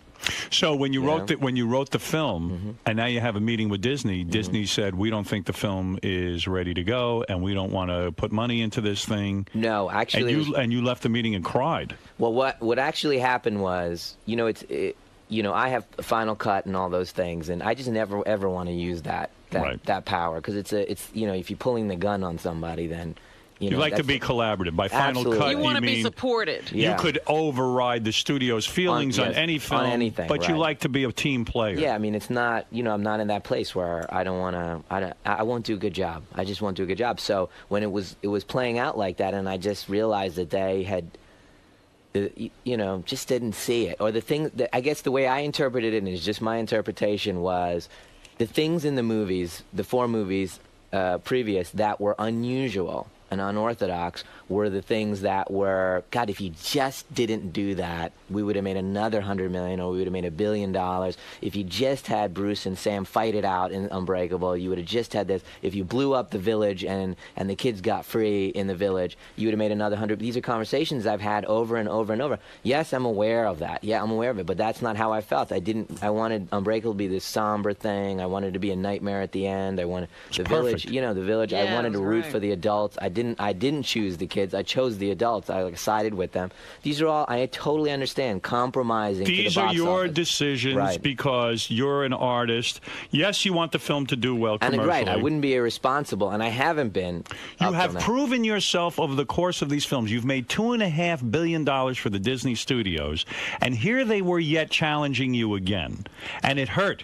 It definitely hurt, because I felt like this movie, Lady, was going to be kind of like this for you, kind of the beginning of a new thing where I was not going to play by the rules. And I literally was saying to them, you know what? I have the opportunity with the audience and everything to just play like an independent filmmaker on a mass scale. My movies get released. This movie's getting released on 9,000 screens around the world. on a mass scale, I can make independent movies. And these aren't typical Hollywood films, is what you're saying. Yeah. A lot of these should have been maybe independent films, but because of your success, now everyone's meddling. I mean, you even wrote the Stuart Little screenplay. You would think that that would mean something to these guys who have written nothing their entire lives. You know what it's like? What is it like? It's like the show Columbo. And How do you figure? Let me tell you why. All right, go ahead. The cops always disagree with Columbo in every episode. Every episode. In every episode, Columbo's always right at the end. And you'd think after 3 seasons of Columbo, the other cops would say, you know, you're fucking brilliant. Right. You think in the 4th year they'd go, Columbo says this, so it's right. Right. You want to watch the TV. Yeah, but no, they have to disagree with Columbo in every fucking show. What have you read about this, Artie? You seem to be very aware of M. Night Shyamalan's career. Well, I want to make sure that you know, he's on the right page with this too, because he mentioned that this is a reporter's idea. But I read the article, I believe, in Entertainment Weekly that just came out. Now, do you agree with that or not? Well, that's excerpts from the book. That the okay. reporter. Yeah, that book, though, they're claiming was so authorized. I know. You know why they're claiming that? Did you cry when because Disney... the reporter actually dug me. Oh. Right. After spending a year and a half, he actually dug me and sided with me on this subject, and so he must be a sycophant. He must have just must written have whatever been. you As said. the New York Times review didn't say, oh, Knight has a sycophant. Oh, great. So it's only legitimate if they hate you. You can tell the guy liked you. Did you cry? You know what? I did. See, I knew what was going to happen. I knew when I was sitting in... what? Somebody's Cold-hearted bastard. Yeah, give me the music. Give me Robin's music. Why did you cry? When Disney sat with you and your agent in a meeting, and they did not have confidence in Lady in the Water. Who was at the table when you started to cry? Well, there's times in your life. Come on, seriously, No, man. you didn't cry in the room, did you? No, not then. What happened was smart man. No, I understand. It was emotional because look, you know, I could have easily made 30 movies for Disney, and we could have gone, you know. Are you saying you'll never work with them again? I don't know what's gonna happen. No, I'm not saying that. But what you're saying is Disney. When Disney saw that you were upset, they said, you know what, Knight, fuck what we think. We're going to give you $60 million. Go make your film. Right. You said no. Right. I see that you guys do not have faith in my new film. Right. You don't have faith in me. Right. I'm going to someone else to make this film. I said, yeah, what I said to them was, this is all I said to them. They said, okay. I explained where I was going with the movie, and I said, it's very eccentric. It's like Princess Bride. It's a very unusual movie. You got to go with the kind of unusual tone. If it seems insane, like I went through it and I said everything that I've written since I was 21 years old, and every single thing has been made and been profitable. And I said, and so when I come to you with this, and it seems a little crazy, just take a step back. Just hold on 1 second before you go, you're insane, you need to come and go make, you know, traditional movies. Just hang on 1 second, just hear an explanation. But they didn't. They came forward and gave me no room. And it really it made me feel like the things in me that were holding me from doing like more adventurous stuff, taking huge risks, was these voices that hanging over my shoulder, you know what I mean? And I said to them, God, if it seems insane to you, just hear an explanation of why. You know, I'm sure, again, you know, all the great comedies and all that stuff seemed insane at the time. I would rather you take risks and miss once in a while than to feel completely stifled and go to the cookie-cutter movie-making thing. Yeah, do you think they'd be ready to go out on a limb with you? Right. Who are they going to go out on a limb with? Well, they didn't think it was going to end that way. So they thought they were having a dialogue, but you put your foot down and you said, that's it. I'm not going to make the movie with you. And what did you do? As soon as you said that, every other studio said, that we're dying to do business with you. We'll give you the money. Right. And again, just to clarify what happened there, what happened was when they offered the money to make the movie, and it was very kind for them to do that even though they didn't get it. You know what I mean? It was as a situation where I said to them, and I said it to them right there, I said, I will make a bad movie for you. If I look in your eyes and I make the movie for you, I will make a bad movie. That's not how it's going to work for a year and a half where I'm like, all I can hear is your doubt. All I can hear is you second-guessing yourself. I will just be terrible. You have to write with confidence. You know, you're performing. You got to just take leaps. And so I said to them, I won't be able to do it. If Disney, after that experience with Disney, did you ever consider not making this film? Yes. You did? Yes. You were going to back out? Well, I just said, you know what? You don't want to be that crazy artist that doesn't listen. Doesn't listen and just goes off. There's many examples of directors that just go right off the edge and they can't reach anybody anymore. Right. So this could be one of those situations, and I was very aware of that, where I was like, my tastes are getting too rarefied, and I'm just getting too, isolated, and what I'm thinking is just too screwy. So what changed your mind and gave you the confidence to make this film? Well, I went back and I said, okay, look. And the agent started calling, and he was like, all right, Michael Jordan's a free agent, let's go. And I was like, we're not calling anybody. Oh, that's funny. And then the calls started coming in, and people were going to get on planes and come to Philly. And I just said, tell everyone, just don't come. Just don't come just let me think about what I need to do here. So I just went back to the script, and I kept writing it and I got the tone better and better, this kind of balance of kind of mania, which I knew is going to be, it's a tonal thing. You know what I mean? It's like if you read, Dr. Strangelove or something, it would seem insane. You know what I mean? You have to, it's just getting the tone just right. So you went back and you worked on the script so that people would get it, and then when you brought it to the other, with Universal, I guess. So I went, Warner Brothers. Warner Brothers. Then there was one particular guy that I wanted to make the movie for. Okay. And so again, I did the kind of dumb financial thing when I had a bunch of people, really great people and great studios that were ready to go. I took it to only one studio, and I took it to only one guy, and I gave it to him, and I flew out to Los Angeles. It was Warner Brothers, and I called them up, and I just said, so here's the situation. I just left Disney with this thing, and it's a quirky movie, and I need you to be totally upfront, not try to do a future thing with me and not do things for the wrong reasons. Right. Don't just make this film so you can get my next 5 films. Yeah, exactly. Okay. So I need you I need to see it in your eyes, and if you don't, it's cool. I will come back. I promise. It's not going to be any hard feelings. So the Warner sent their plane. And I said, I'm not. Sent their plane. They sent their plane, and I said, you know what? What is on the plane? Just to take you away from the story for a second. The chicks, couches, and other. All what that kind stuff. of food? What kind of food? Great food. Who do you take on the plane with you? You go yourself? Who did I take? I took an assistant. How out of shape? The reporter. Right. Could you pry that brother-in-law off you for 1 second? He's riding the greatest. He's so kind. He's just sitting here. You're banging Knight's sister, huh? All right. Wait a second. Let's find out. You never could ask him this shit. Let me go for it. How long? No. We're not going to. How long has that been happening? How old's your sister? 20 years.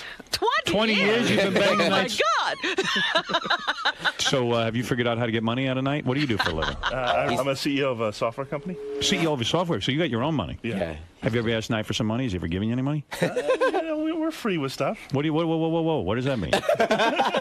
Knight's worth what? What are you worth? About $100 million? I'm okay. It's all good. He's probably worth $100 million. Does he ever does he ever go to the sister and say, look, I'll give you $1 million. Go live your life. Get rid of that guy.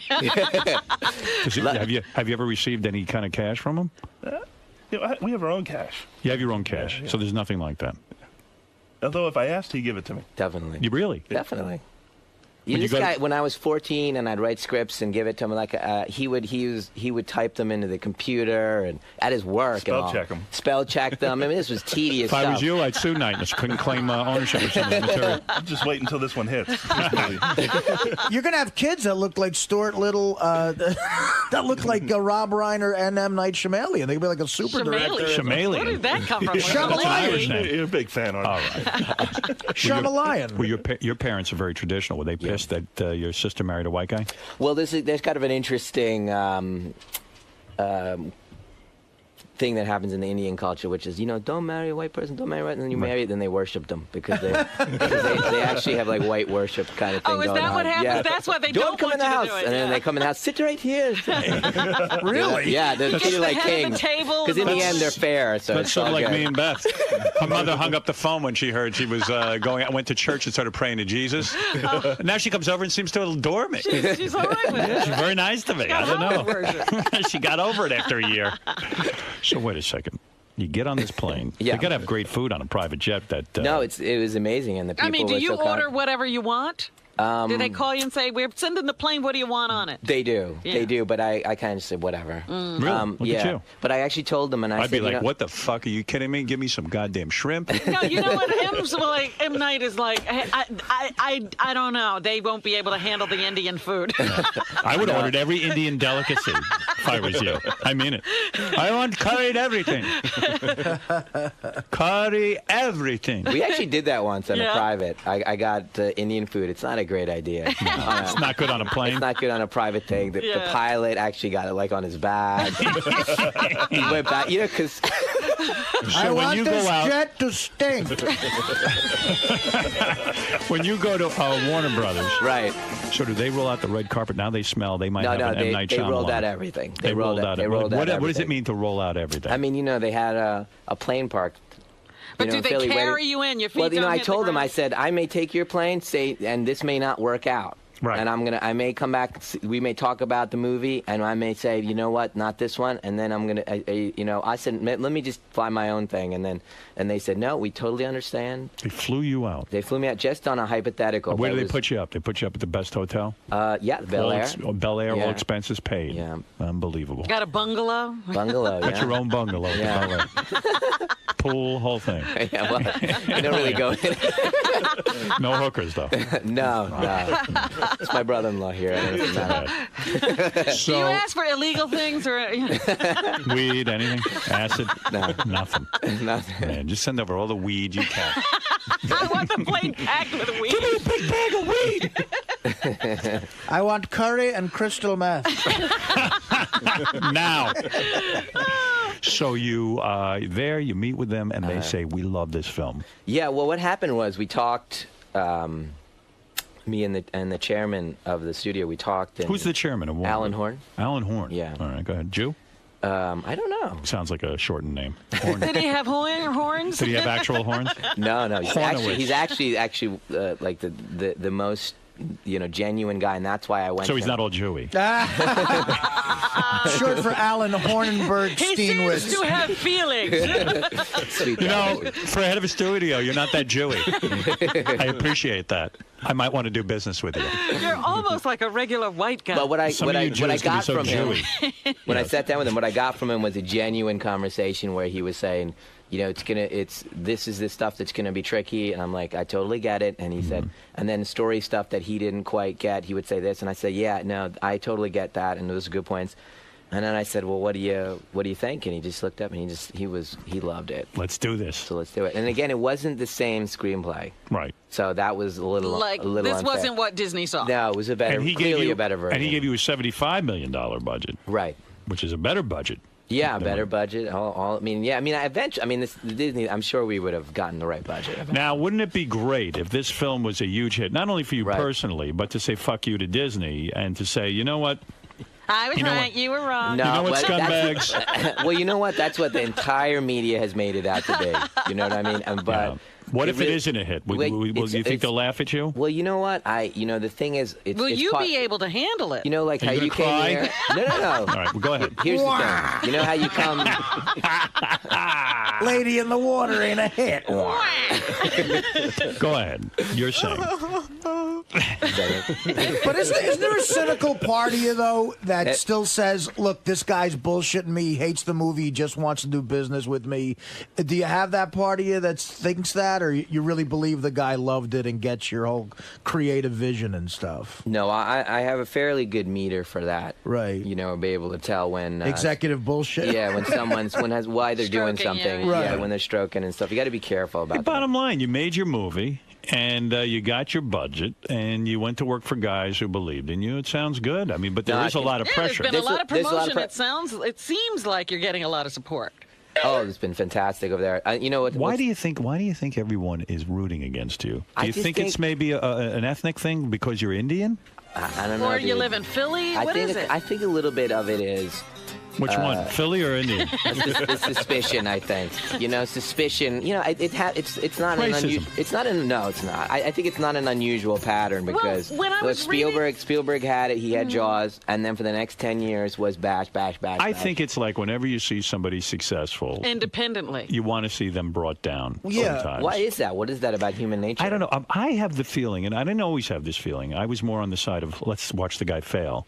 But now I can appreciate when somebody's a good filmmaker or writes good books. I'm so appreciative. They've made my life happy. You know, well, that's the purpose. And so why wouldn't I want this movie to be good? Because if it's good, that means you get to make more movies. And you'll make even more wonderful stories. You know what it is, Howard? There's an author named Al Parinello who actually owned one of the stations we used to work with at Lansing. He wrote a book called The Most Hated Minority in the Country. And what's that about? He said the most hated minority in the country is rich people. And it's a good point. That's true. Successful people. I think that's totally what it's about. Somebody's that successful and you root against them. Well, when I'm reading this article yesterday that I read in the paper, it was so smarmy because they were saying, you know, first of all, they were saying the guy who wrote the book must have been in your back pocket. Right. And then you're so self-serving that you have an ego. And I'm like, I know Knight, he's a humble guy. Well, the ego they're talking about is that they're not used to movies being sold on the filmmaker. And so if I'm on the Today Show, if I'm on your show, if they're putting my name on the billboard, that's arrogant. Whereas Vin Diesel,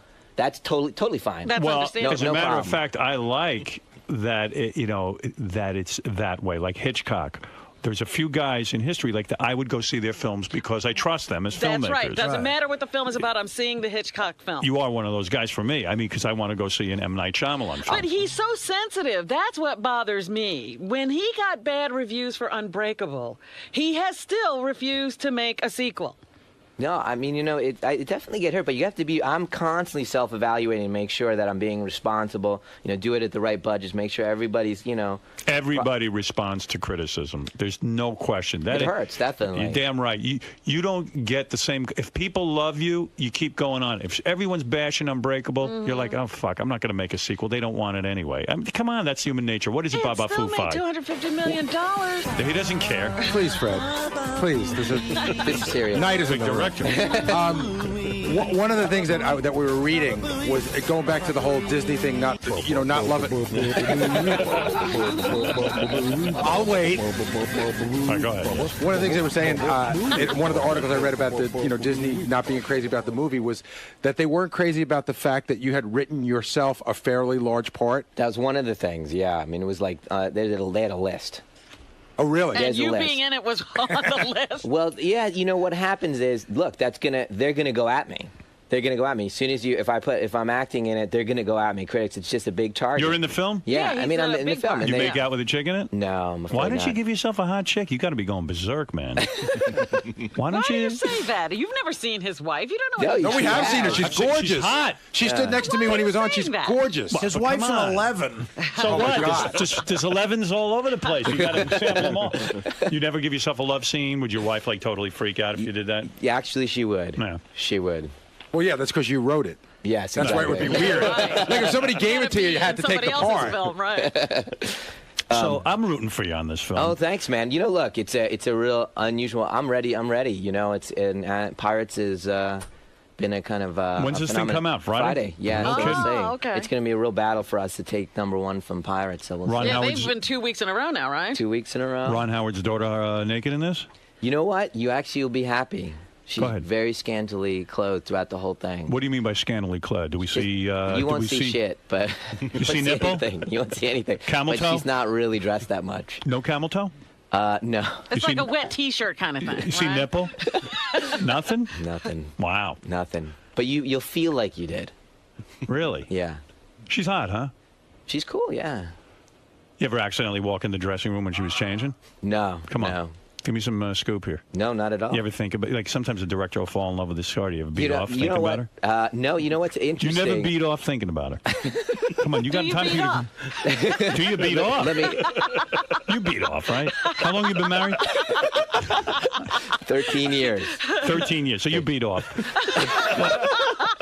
You're going to say here. You're going to say here that you've never beaten off to Bryce Howard. Daughter? No, you know what? It's a very kind of strange thing. If you've met her, she's very pro. There's not that kind of vibe in the air at all. I mean, it's like a kid, not like a sexual vibe. Yeah, exactly. It's I think you're bullshitting me, but no, that's I'm telling you, You have serious. a I would tell father-daughter you. thing going? I would tell you. Maybe you beat off to Giamatti. I don't know. What Yeah, what's your thing? That would be a problem. No matter what your sexual stance was, that would be an issue. Paul is nobody's type. What are you saying? Oh, come on. Paul is a sweetheart, man. That's Artie talking. Yeah, but whoa, you took the ball and ran with it there, Robin. You know when guys get famous, they get better looking. I don't think that's happened for Paul. Paul is a good-looking guy. You guys are crazy. He's got his own look. He's the sweet eyes, those puppy dog eyes. Yeah, Paul Giamatti. I love that guy. I know, man. Yeah, he really, he's amazing. Great guy. He made That was my the movie other. great. See, like, so for example, like the thing that they say, oh wow, he's a whatever. You know, the same thing they said about Hitchcock. He's a huckster. He sells. That's all he is. Smoking mirrors for me. And the thing is, what that allows me to have a relationship with the audience. I can cast anyone. That's right. I can cast Paul Giamatti as the best actor in the world to play the lead, which wouldn't happen. I can hire Joaquin Phoenix to be the lead. I can hire people that I think are going to be the lead. Because you're the star of the film. Well, you know what? That was another great part of this article too. Is Giamatti was your first choice, but there was you didn't know if he was going to do it for a while, right? Because of some schedule thing, and then you went. Be kidding me. Well, he wasn't going to do it. Busy? Talk about He's that a lost little his mind. Who was the other actor that you went to? Right? Listen, that was the book again. This is a reporter's point of view, and he was actually in the room when this particular thing happened, which was, I'm used to giving like the screenplay to Mel or whoever, and in a few hours I get a call back. Right. And they're like, I'm in. You know what I mean? Right. And this time I knew the script was delivered to Paul's house, and I didn't hear from him for 2 days. And Did you start crying? For me, no. After I finished crying. You cry? The article makes it seem like you were freaking, like you were all like, "Does he like it? He hates it." Right. For me, I was freaking, but that's just because I'm completely insecure and all that stuff. But two days is an okay. I've never met this man in my life. It's an okay amount of time to. I don't even know where he was in the world. He could have been not in the country. Right. It was just delivered, and so 2 days later he called and he said, "I'm in." Wow. So it was just in that 2 days I was like all nervous. Oh, and who were you thinking about taking the part? Oh, a lot of people. Howard Stern ever come up? Howard came up. And, nobody ever taps me for a. He still hasn't found the role for you. I'm thinking something, man. I'm a good actor, guys. I know you are. People don't understand my ability. You're very sensitive. And I am one of these guys who really knows how to. I'm a natural. I'm probably one of the best actors in the country now that I think about it. Who's better than me? Seriously. Paul. I could have been the girl in the pool. I was thinking of you, the woman in the pool, yes. No, but really, Ron Howard's daughter. Paul was good in my film, but I was way better. Well, he was only good because you were acting with him. Yeah. I was in every scene with that guy. I was terrific in my film. I don't know how more directors don't see it. I really don't. I really thought I deserved the Academy Award. You think I'm joking?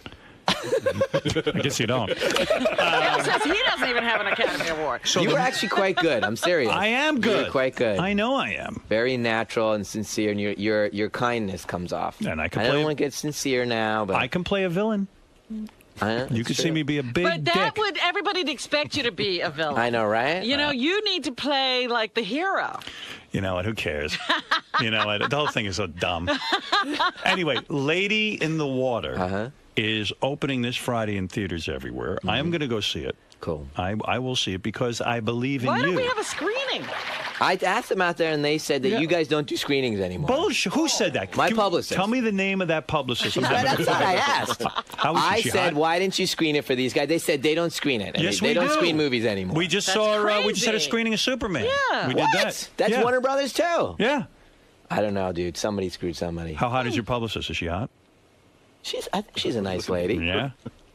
This is one of them. My actual publicist is in here, but I know, from the company. These really hot publicists from the movie company. Oh, yeah. That's the ones you want to interview. Those are the girls. But no, we would definitely do a screen. We'd love a screening of that. You kidding? Oh, that'd be great. And you can bring your kids. How old is your youngest? 13. She's perfect. Really? Perfect age to watch the movie. Well, Lady in the Water, it's about Paul Giamatti is this guy who has some hot chick living in his pool. Sounds like an adult fantasy to me. Him. Why is he trying to help her? Now, keeping her in the pool. I'd keep her in the pool. Will poor kids relate to this? Do you need a pool to relate to this movie? You know what? That's right. I know, right? It's in an apartment building, so. Oh, there you go. It's not Paul's pool. Right. Yeah. It's a public pool. Exactly. And what happens? The chick lives in the pool. Well, what happens is it's basically this. It's a story that I told my kids, and you know, in the different movies, I try to take a genre like sci-fi and then bring it to the modern world, or horror, or comic books, that kind of thing, and then play it for reality. So this one is more a fantasy. It's like a flat-out fantasy, like Tolkien or something like that. That I told my kids this story, the fantasy story, and in the movie. Kind of Paul stumbles upon this woman in the pool and she's very ethereal, and there's something weird about her. And he hears a bedtime story that's being told in the building that sounds very much like this woman as a character.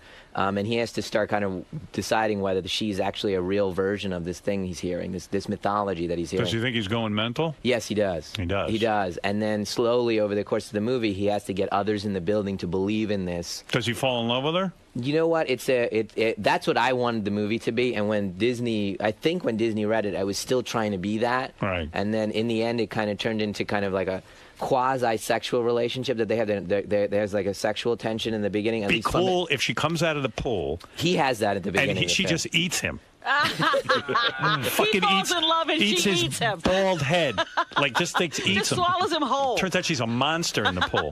There's a little tension about that. You're not sure where you she's coming from. Yeah, you don't know where she's coming from. Gotta be scary. I can see what you're saying, though. You don't want to get too out of touch with the common man. Your next movie better not be a monster living in our private jet, kid. There's a monster in our private jet. So the girl. How many can relate to that? Snakes on a plane, man. Right. What's up with that? That's wild, huh? Why don't they just kill the snakes? You seen the commercial for that? Snakes in the plane? Yeah. It's a movie about snakes being on a plane. That's not that. Yeah, where's the tension there? You just kill the snakes. The weird thing is, like, Samuel L. Jackson's in it, and he's being serious. Well, you know, that's why they call it acting.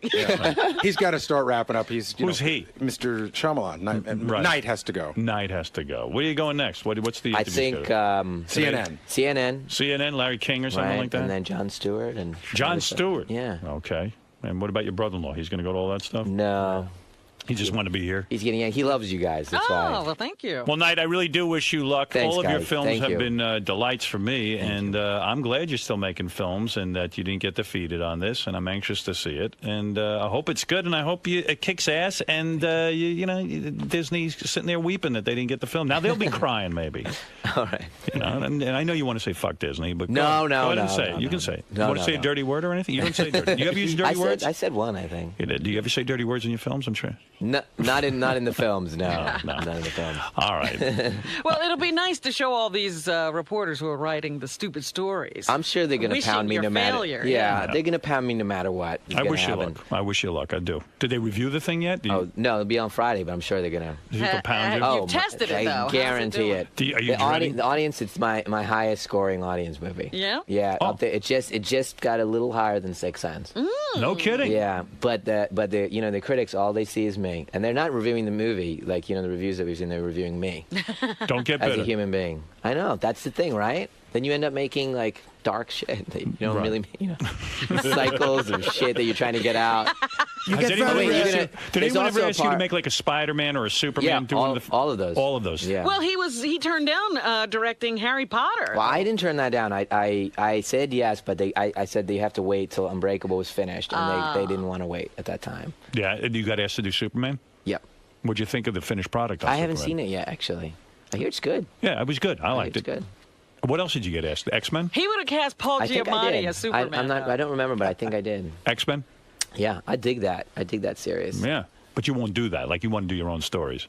You know what? I think if I hadn't done Unbreakable, I probably would have done Spider-Man. That would have been cool. That would have been cool. See what you do with that. Yeah, that would have been cool. It would have been weird to see Knight as J. Jonah Jameson. And Knight's got to put himself in those films. That's right, man. But I would love to see Paul Giamatti as Superman. What's the matter, Gary? I wasn't sure if you brought it up or not. What? Did you get the offer to write the sequel to the Indiana Jones movies? Did you guys talk about that yet? I think we talked about it last time. Maybe we did. And you turned it down? Not blame you. turn it down. Just I didn't. It wasn't right.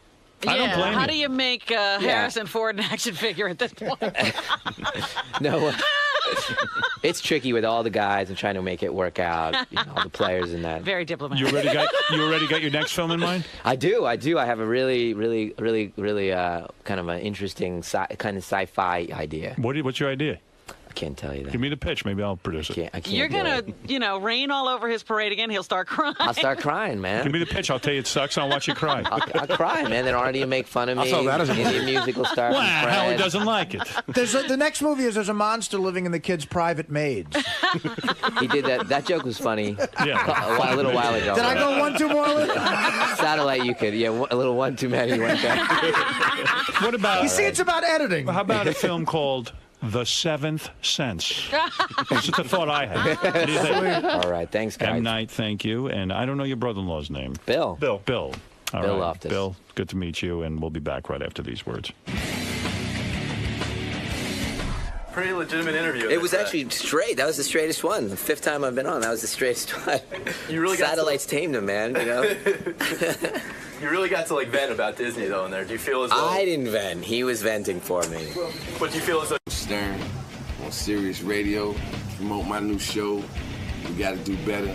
And I'm also down here just to pay a visit to my boy Howard.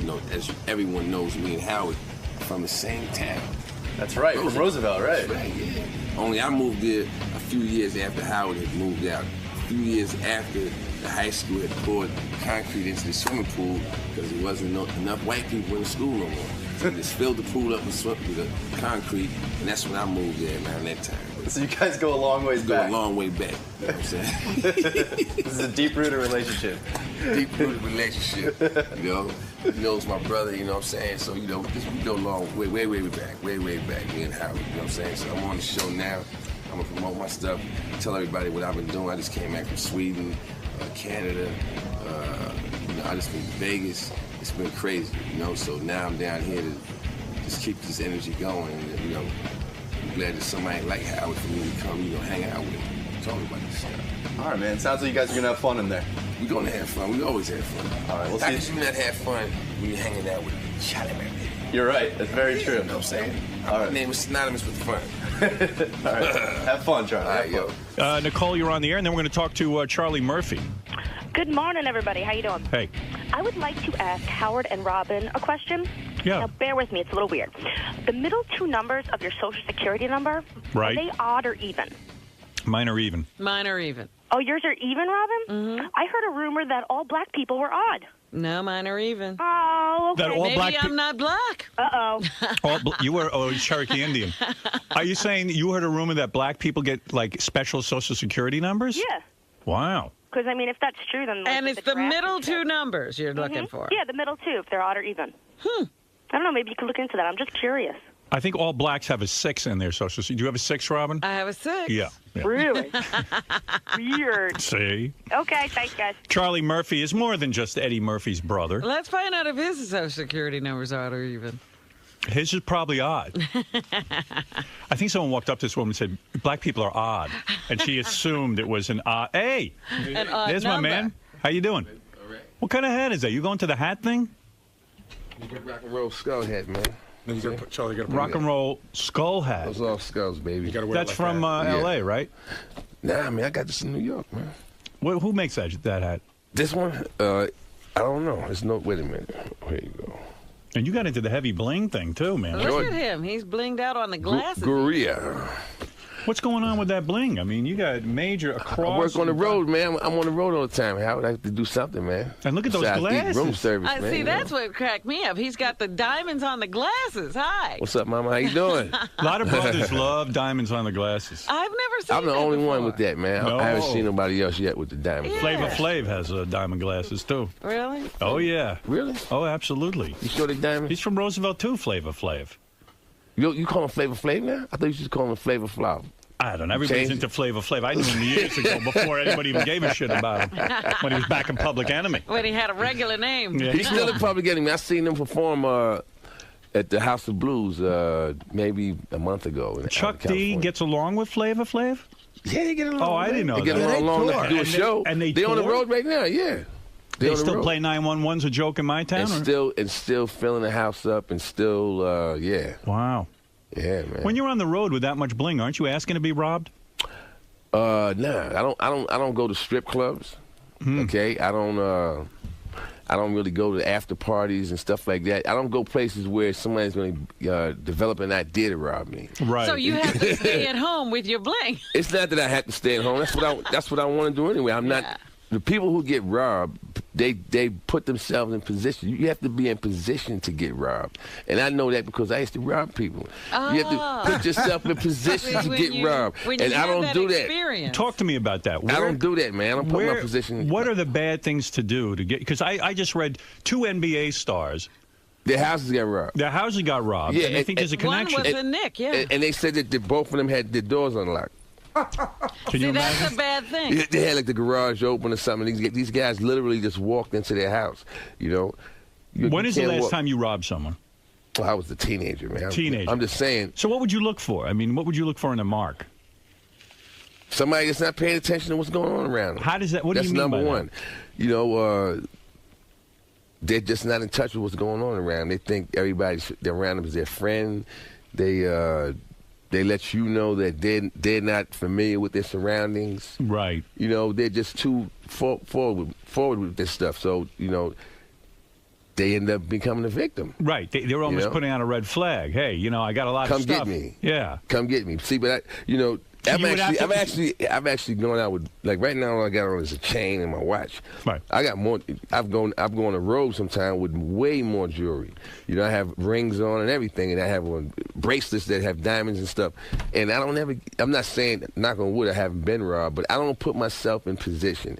To me, the diamonds and all of that is part of the show. Right. Okay. And when the show is over, I go to the room. I don't go, yes, and now I'm going to go to this after party or to the strip club where there are other guys with diamonds on. Right. But they don't do what I do for a living. Right. They're gangsters. Yes. Okay? Yes. And when you come in the room, all of a sudden the girls are looking at you, and this guy's a real gangster, you're going to have a problem. Right. So I don't go to those places. Well, you're smart. I tell you, you do have to be somewhat street savvy when you got a couple of dollars in your pocket. You better believe it, because, you know, you could easily become somebody's entree, man. Yeah. There's some hungry guys out there, and, you know, like I said, I respect them. You got guns? Yeah, I got guns, but I don't carry guns. You know, no, you don't carry them, but you got... I got guns to protect my home and stuff. Right. But I'm saying, you know, you have to put yourself in position, man. I'll give you an example. When I was in the military, you know, because I had the uniform on. Right. When I was in boot camp in Chicago, we went on leave over the weekend. The guys who were street guys, they prey on guys with uniforms on. Right. Which is so we sad. were walking down the street one day, and this guy standing in the alley saying, "Can I talk to you for a second?" Yeah. What's he want to talk about? Can I talk to you for a second? Just 1 second, man. No, you can't talk to me for a second. Right. Because once I'm dumb enough to go in the alley to talk to you for a second, somebody else is coming from the back, and then you know what I'm saying? It's sad. Yeah. They have to set it up. When you're walking down the street and you see 2 guys and one splits to one side of the street, look out. You know all the scams because you ran the scams. I know the setups, man. Do you ever feel like saying to these guys, I know the setups. What are you doing? What, are you taking me for an asshole?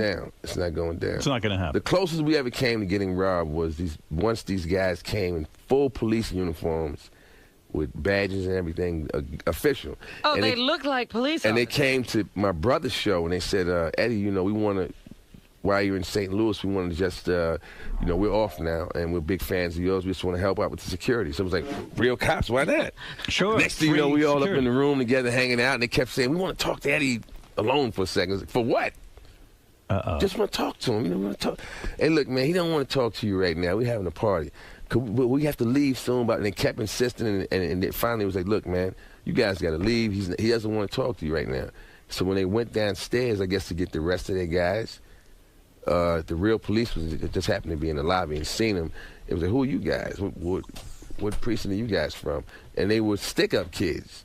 And they probably not only got arrested, but you get arrested for impersonating a police officer, right? Police officer, and they had also been arrested for armed robbery before. So when you were running security for your brother at one point, you were a good guy to have because I knew, you know, I could see it happening. I could see the setup. Remember that place in Native New York in Hempstead? Yeah. Okay. Sure. I went to I got out the service and was hanging out with him. and he was into going to the Native New Yorker. And we went there, and I was like, you shouldn't be here no more, man. He was like, what are you talking about? I said, this is not even this is a saloon, man. Right. The only thing that's missing is the guy on the piano. Right. You shouldn't be in here. And when you say stuff like that, he's like, oh, you're crazy. You're right. paranoid. He said, no, you're just trying to ruin the night. Because he was already famous. You're right. He was already Beverly Hills Cop and all of that. Yeah, he was famous at 19, for goodness sake. Right. And you know, they had put many times, he has this amount of money in the paper. Oh. And you shouldn't be in that place, that neighborhood bar where you grew up with all these guys, because guess what? Everybody's unhappy for you. That's right. Nobody's sitting there and saying, wow, he made it out. Yeah, there's some people that are, but then there's, the guy who's not saying it, the guy who's mad that you made it out, you don't really make eye contact with him because he's lurking in the back looking at you with, But when you say that to your brother, he's like, hey, you don't know shit. We're going. Yeah. But he learned the hard way, because you know what happened? I kept on badgering. Hey, man, we got to get out of here. We got to get out of here. And he said, you know what? You ruined my whole night. I'm going home. And so we go out. And as we're getting in the limo, 5 guys running up the street with guns out. Oh, my goodness. They were coming to the bar, not to rob the bar, just to rob him. Of course. The cash register, y'all can keep that. I want what's in his pocket. And the way you start thinking, because you grew up in that neighborhood, everyone's happy for you. Like, you could still go back. They're not. Everybody's not happy. You got to understand. I mean, I'm sure you do understand. Everybody has their own life and their own story that they're living out. And just because they're smiling or they look happy doesn't mean that they are. That's right. And you don't know what's going on with people, man. Yeah. So you're. Well, you do see that a lot of people get into trouble doing That's that. right. Yeah. Getting into trouble. And meanwhile, as long as you're on the topic of your brother and doing security, you still need to help him out, man. He's getting married again? I think that's a rumor. You're not married, though. He I am said married. he's You are? getting engaged. I'm married, and my youngest brother's married. Yeah. And if I talked to him yesterday, he didn't say anything about it to me. He didn't say it to you? No, and we talked for like 2 hours on the phone. He didn't say one word about. It's in the paper that he told somebody they were engaged. Yeah, that's in the paper, but he didn't say anything to me. It's not necessarily true if it's in the paper, Robin. They've said it was on E. It was on E. That's where I seen it on E. And I was like, it's a quote that he told some reporter that he and Tracy are engaged. Yeah, that was in the paper. But as we know, what's in the paper is no longer always true. I mean, it used to be you could believe, most newspapers because they had, the Inquirer and those newspapers stood for the funny papers. But now all of them are the funny papers.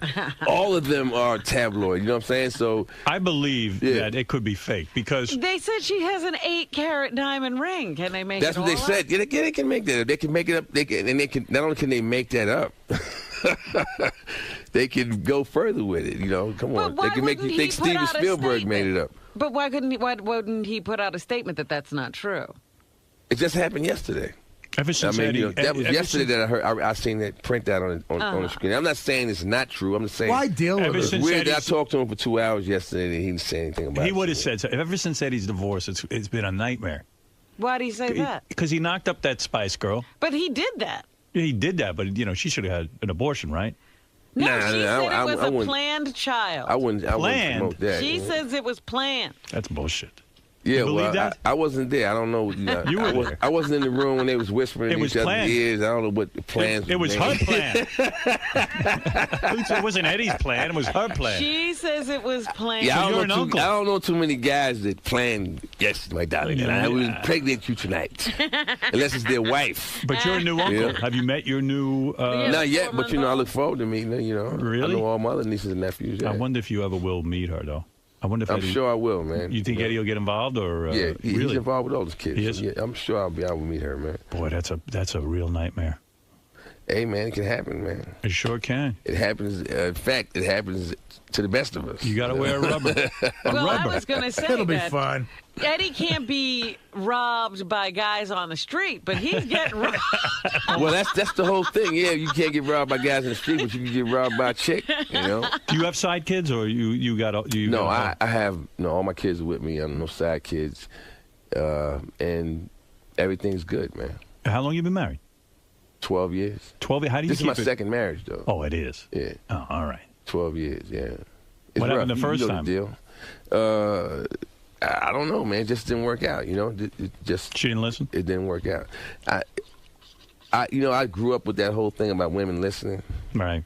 They have their own have their own will, man. But this wife does listen. They have their own will. What, did you go into therapy? You seem a lot more together. I mean, you started out, you were robbing this and that, getting in trouble. Now you're all together. Yeah, but as you journey through life and you start noticing that a lot of people around you are dead.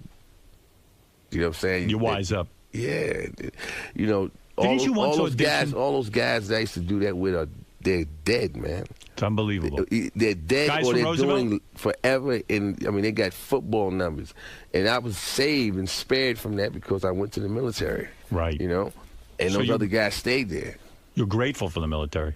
Absolutely. Did you I hated it while I was there, but I became a man in there. You know, and did you see any war? See any more what? War. Yes, I was actually. I'll tell you exactly what I seen. When they had the Beirut, Lebanon crisis, we were off the coast of Lebanon, and the day when they blew up the bunker with the 243 Marines in it. Yeah. That morning I came up because I worked in the boiler room. I told you that before. I walked upstairs to get some fresh air. We was all standing on the fantail, and that's at the back of the boat smoking a cigarette, and then you seen a mushroom cloud literally over Lebanon. And I was like, wow, I'd never seen nothing that big before. Mm-hmm. Right. And then you heard the sound. So I'm thinking to myself, did they drop a nuclear bomb on, because this mushroom cloud was huge. Mm-hmm. And they came on the PA system and told everybody to get inside the skin of the ship, and we have to get underway right away. And then we did that, and then they told us what happened. Mm-hmm. And they had just blown up. I was off the coast. How many guys died? 243. Unbelievable. Guy drove a truck into the barracks. And look at the mushroom cloud that caused. And killed everybody, man. Yeah, man. That was the exact day that I said I don't want to be in the military no more. No, it's scary shit. Yeah, it all became reality. When I went in the military, it wasn't because I wanted to fight anybody. It was because I wanted to get an education. Right. And I think that's the case with most of our military now. These days, nobody's growing up saying they want to go out and kill somebody. They're willing to do it for the opportunity. They're willing to do it for the opportunity and and education, and then now you're indebted. Now you got to go over there and serve. And it's a shame that, if you're going to be in a situation like that where you have to go and serve, that you're doing it because the people that are in charge have a false agenda. Yes. And you have to, when I was in the military, it's all about being loyal to your unit, loyal to your flag, and it's like, I kind of get angry when I go, yeah, you want to be that, but then the guy that's in charge, the guy that's at the top is lying. The guy in charge. He lies to you, you know what I'm saying? Yes, the guy in charge has got to worry that he's doing the right thing. You're absolutely right. He this is a tell betrayal. You anything. He lies to you, and then, people die, man. Jeez. Yeah, that's exactly the tragedy we're undergoing. That's the tragedy. Right. That is the tragedy. Makes me upset to think about it. That is the tragedy. I mean, one of my biggest things, How are we not out in the street protesting? Well, I do mine in my own way. That's part of my show. I discuss my feelings on, the situation in Iraq right now. Right. I do it with a sense of humor to it, but I get my point across. What happened with you in BET? Now, that was controversial. You got a new TV show, right? Oh, yeah, I have a new TV show. But everyone's saying you're goofing on black people. It was called Hot Ghetto Mess, and now it's called We Got to Do Better. And they were, in the beginning, saying, yes, this show is going to humiliate black people, or showing negative images of black people, blah, blah, blah, blah, blah, blah. And that was only because they were looking at the website and saying that's what the show was. You ever go on the web, on the internet, and you see weird videos, people doing goofy stuff, and sure. Yeah, so this is Charlie has this show, We Got to Do Better, Wednesday nights, 10:30, Thursday nights at 9 o'clock on BET, and it's all that wacky kind of stuff. Right. So he got tagged with your new show is making fun of images of black people, but it's making fun of people. Right. It's not just my show is not just showing black people. We show everybody.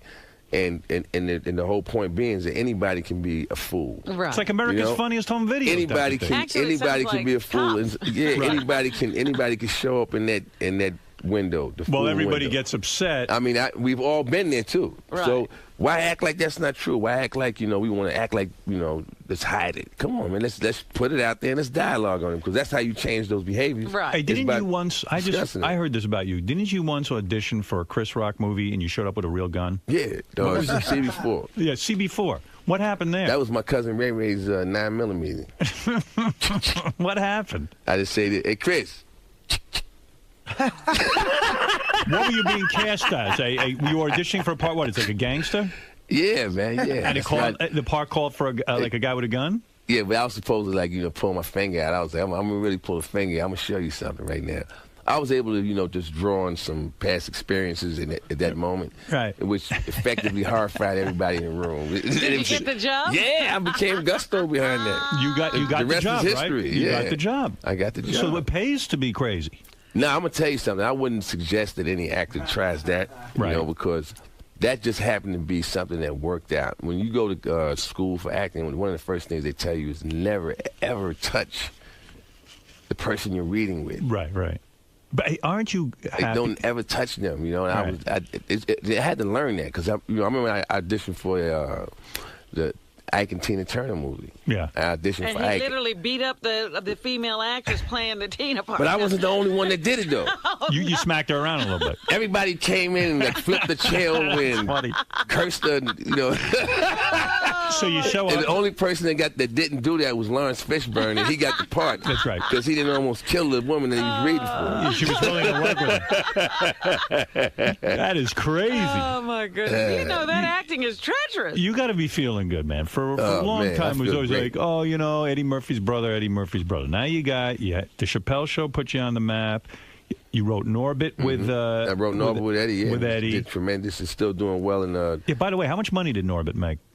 At the box office, it finished out at worldwide, it was like 145. Nice. So you get a piece of that action? Yeah. Look at you. Yeah. No wonder you got diamonds in your glasses. Absolutely. Now, let me ask you something. Have you talked to Dave Chappelle? Yeah, I talked to Dave. But to talk to Dave, you got to go to San Francisco, man.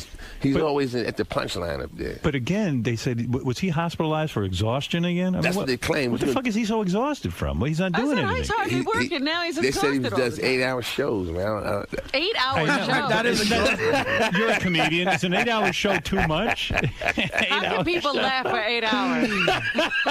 What do you think of an 8-hour show? I don't think they laugh for the whole 8 hours. I was at one. It's not like they're laughing the whole time. Dave Chappelle has so much to say.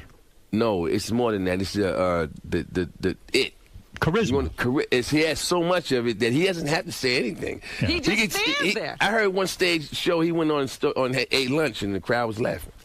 At eating lunch. He was just eating. He had food. He was eating, and they was laughing, man. I eat lunch. I should probably go on the road with that. You didn't have an act. What do you? So when you speak to Chappelle, it was hilarious, man. Just watching him eat lunch. I was at a show once, and he went to the bathroom 3 times, Howard. During the show? For 10, 15 minutes. Yeah, I'll be right back. And left, and the crowd didn't go anywhere. They stared at his stool till he came back.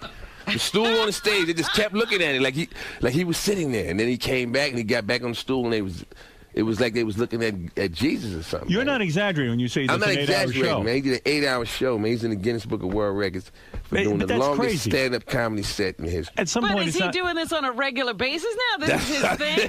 No wonder he's exhausted. Good Lord. He must really not want to go home.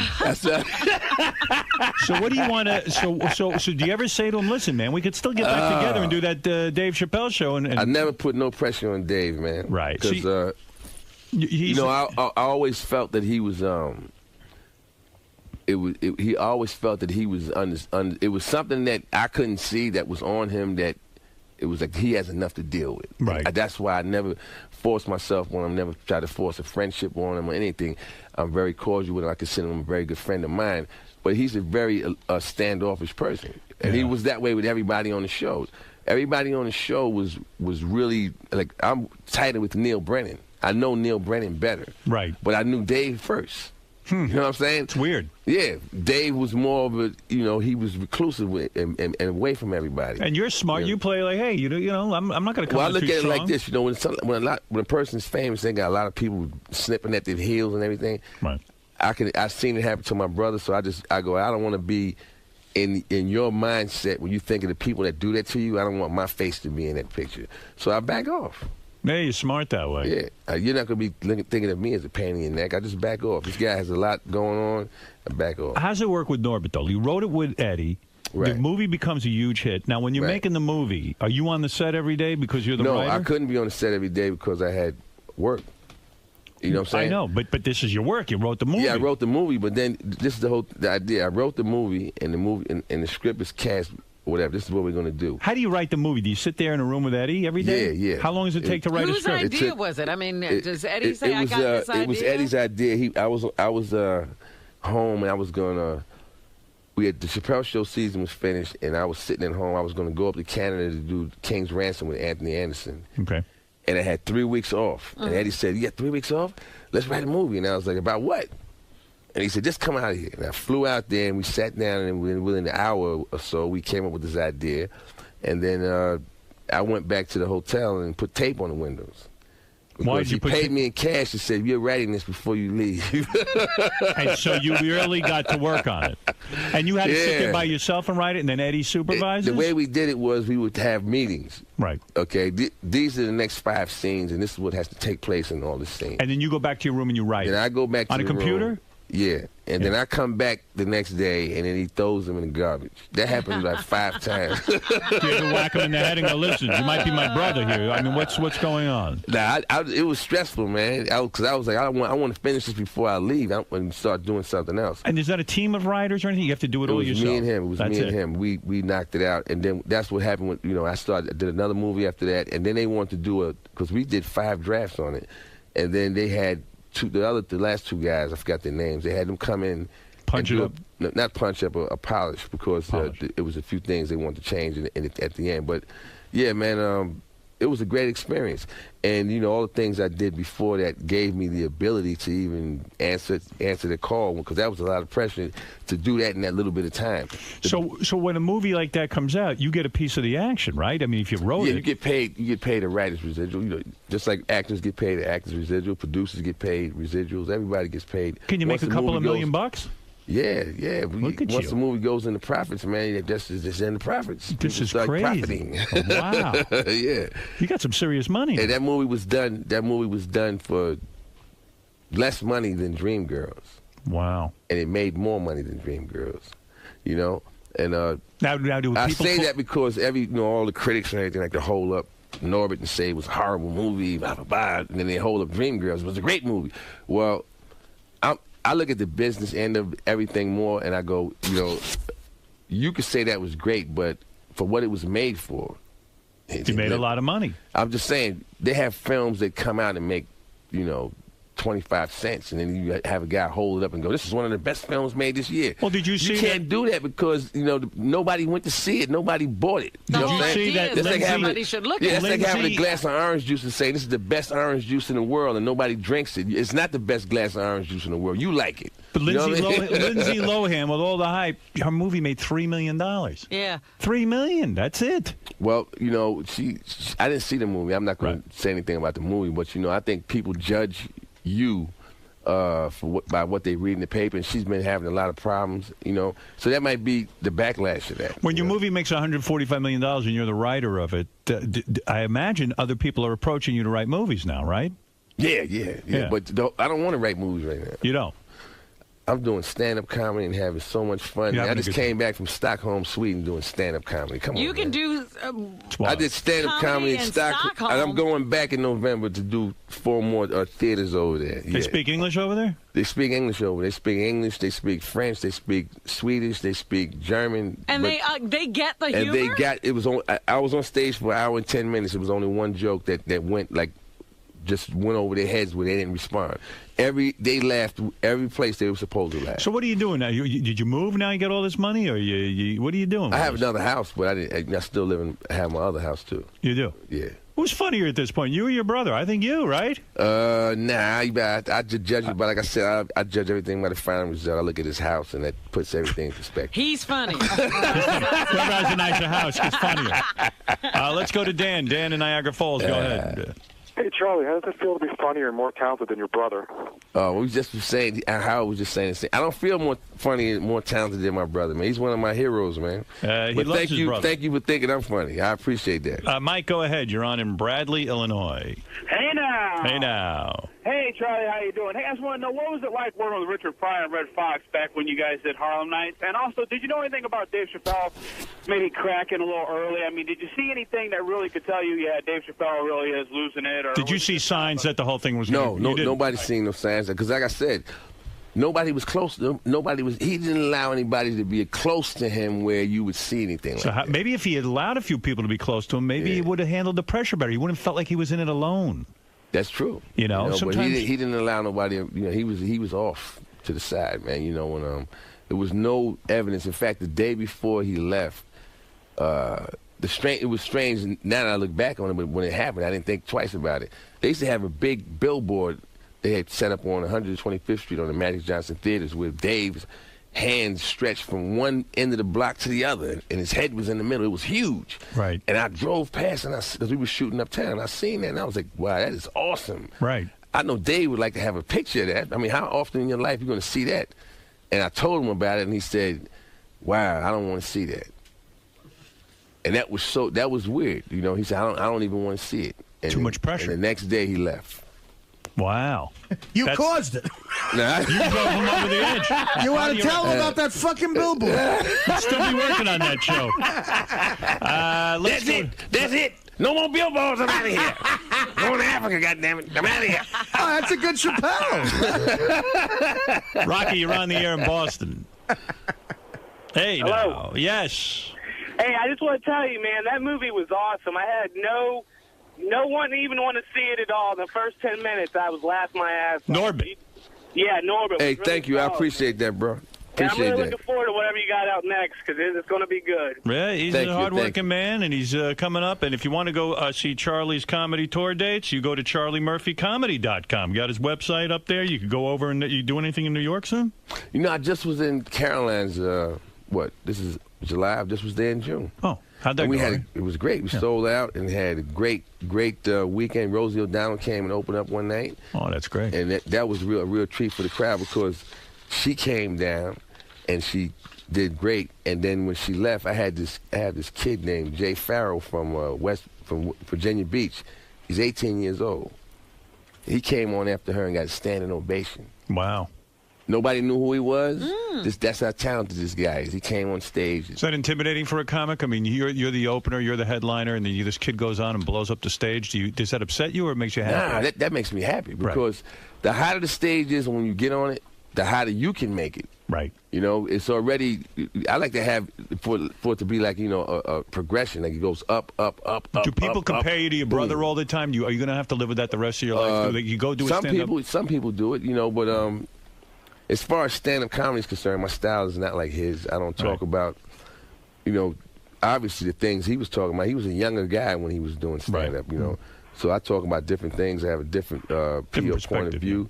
And, so it's different. There's no way to compare it, Let's go to Irish John. Irish John, you're on the air. You're on with Charlie Murphy, who hosts We Gotta Do Better Wednesday nights. 10:30, Thursday nights at 9 on BET Network. Hey, Charlie, what are your feelings when people start throwing around the gay rumors about your brother Eddie? You ever have to beat anybody's ass?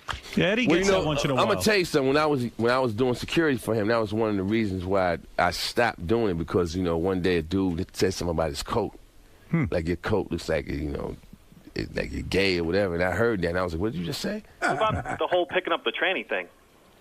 What do you mean, what about it? What about it? Like, what's the real story behind it? The real story is what he said, man. He was trying to be nice to somebody, and it backfired and turned into what it turned into. So the reason why I believe that story is because I'm heterosexual, okay? I know that. Now, if tomorrow you said, it's against the law to have sex with women, punishable by death, I'm getting a death penalty because I'm doing it again. You know what I'm saying?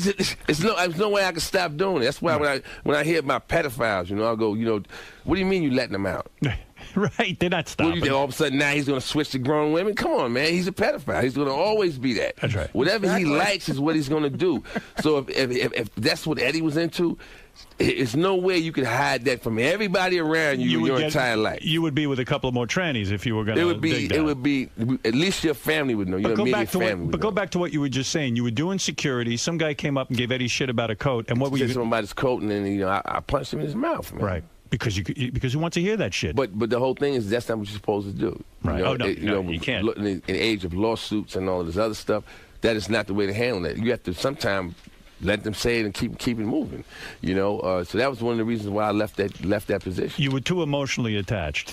Way too emotionally attached. Right. It's your brother. That's why I left. I walked away from that. And even now, I was on stage once, and I think it was at the Trump Marina in Atlantic City.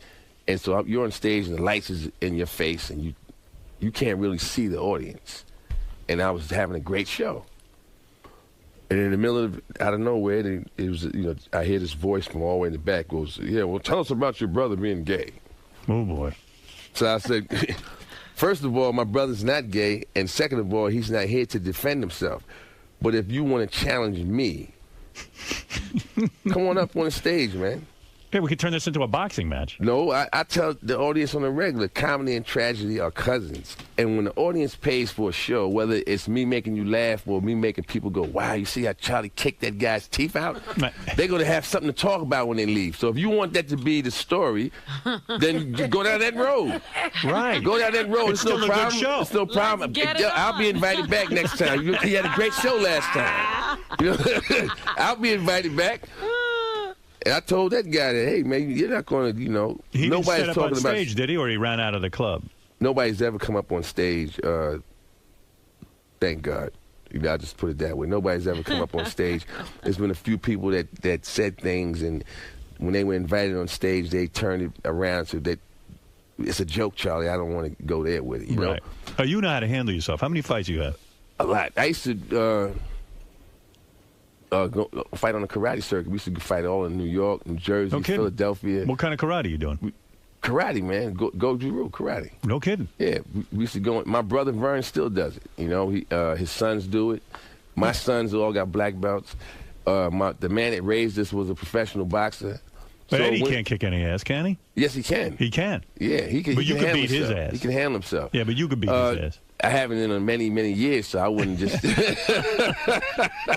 That's so good. I wouldn't just assume, he's in pretty good shape right now too. You think? Yeah, right. He looks good. He's in tremendous shape. He's like an 8-pack and the whole 9. I haven't seen him in a long time. The whole family, man, is we excelled in boxing, karate, sports like that. Not so much the basketball and the baseball. We was into the boxing and the karate and the wrestling and stuff like that. So that's good stuff to know. Believe me, Ralph, you're on the air. Hey now. Hey, Eddie's stand-up was so fucking great. He was like a rock star with those shows. I mean, does he ever talk about doing it again? How come he doesn't do it? Oh yeah, that's what we're talking about right now. That was one of the good things about me going over to Sweden because, me doing the whole country and all that is one thing, but when I'm coming to him and telling him about the success I'm having going around the country doing stand-up, makes him miss it. It's not as impressive. It's not really impressive because when he did it, he was doing stadiums. Right. Yeah, but he was doing the Madison Square Garden and filling it up. So when I come and say, well, I sold out all the improvs in the country, that's not impressive to him. Okay, but then when you say, oh, you know what? And next week I'm going to Canada, and I'm sold out in Canada, then that's when his eyes when you're going to Canada. Come back. How'd it go? It was great. Now we're going to Sweden. You going to Sweden? Yeah, I'm going to Stockholm. And it went great. Now his interest is starting to bubble. You think he'll go back? Boy, I'd love to see him go back. Yeah, you guys ought to do a show together. That's impressive stuff.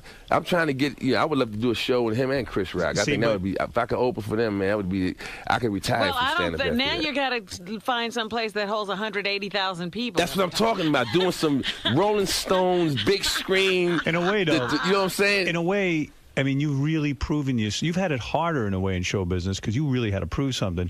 You've proven yourself to Eddie now and said, like, look, man, I can stand on my own 2 feet. I don't need you. Well, I think Eddie already knew that, man. It was just a matter of proving that to the world. To the world. Eddie already knew that. My family already knew that. It was just a matter of finding a way to break through, and it happened on the Chappelle Show. Well, good for you, man. You're a great guy. For Charlie's comedy tour dates, go to charliemurphycomedy.com and check out his show. And don't try to get into a fight with him because he'll kick your ass on stage. That's right. That's the point. Great seeing you. Blood spurting everywhere. Great seeing you again. You will be beaten. We'll be back right after these words. Thanks, Charlie, for coming in. We'll be back right after this. Man. Later. Charlie, that was cool in there. You guys had a good time. Real cool, man. I got to, do my thing. Of course, Howard is one of the best when it comes to doing an interview. We had some fun, man. That's what I came here to do. You talked pretty openly about, some behind-the-scenes stories with Dave Chappelle. And are you worried that affects your friendship, the fact that you're talking about, giving away some stuff? Or what did I say? No, you didn't say anything bad or anything, but just that you're giving away some personal. I'm just being real, just telling the truth. You can't get mad at me for telling the truth. Right. You know, and if you do get mad at me, hey, you know where I'm at. That's how I look at it. Now, some of the callers, and even Howard and Robin, they want to know some stories about. They want you to clear up some stuff about your brother Eddie. Like what? You know, they asked about the transvestite story, and they want to. Yeah, that's an old story, man. And you know, everyone knows the truth at this point. You know what I'm saying? He's a family man. He made a mistake. You know, he picked somebody up and tried to help him, and it turned into what it turned into. But the point I made is, if that's what you into doing, it would happen again. You'd be like a repeat offender, like you were saying with the pedophiles. You don't just stop doing that. Right. Do you get sick though of answering questions about your brother? You know, when you go on shows like Howard's and. No. I don't get. It's all part of who I am. And part of your life, right? Exactly. Yeah, I can't, develop a attitude about discussing those issues. But you guys speak well in there. You guys seem to enjoy each other's company, you and Howard. So thanks. It's always a good interview. All right. Thanks for stopping by. Good luck with your new show, man.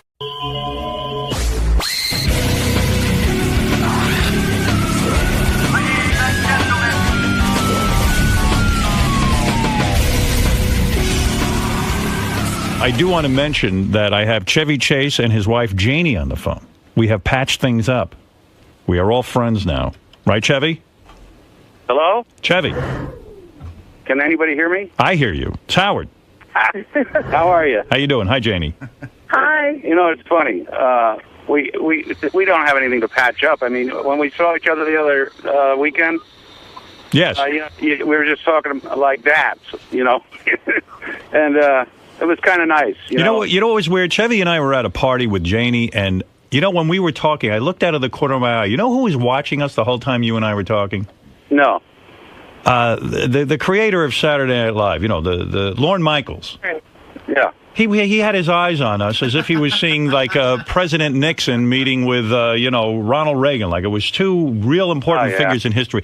He was smirking and watching. But I notice you don't talk to Lorne Michaels. Why is that? I just didn't have much to say that night, but I do talk to Lorne. I mean, we don't have any bad things to say about each other. He's like a brother to me. I didn't know. I thought there was maybe some beef or something. I didn't know. Oh, no. And there was something else charming, I realized. When Paul McCartney, John Bon Jovi, Billy Joel, Roger Waters from Pink Floyd, when they were all up there performing together, Jimmy Buffett. Was Roger actually performing, too? When they were all up there performing, you took out your cell phone and you said to me, damn, I can't get my cell phone to work. I want to take pictures of this. After all the years on Saturday Night Live, after all the years in movies and television. He's still impressed by other things. You were still moved enough to want to take pictures of this. You're not that jaded, are you? Not that jaded. I am very jaded, and by the way, those pictures stank, Howard. We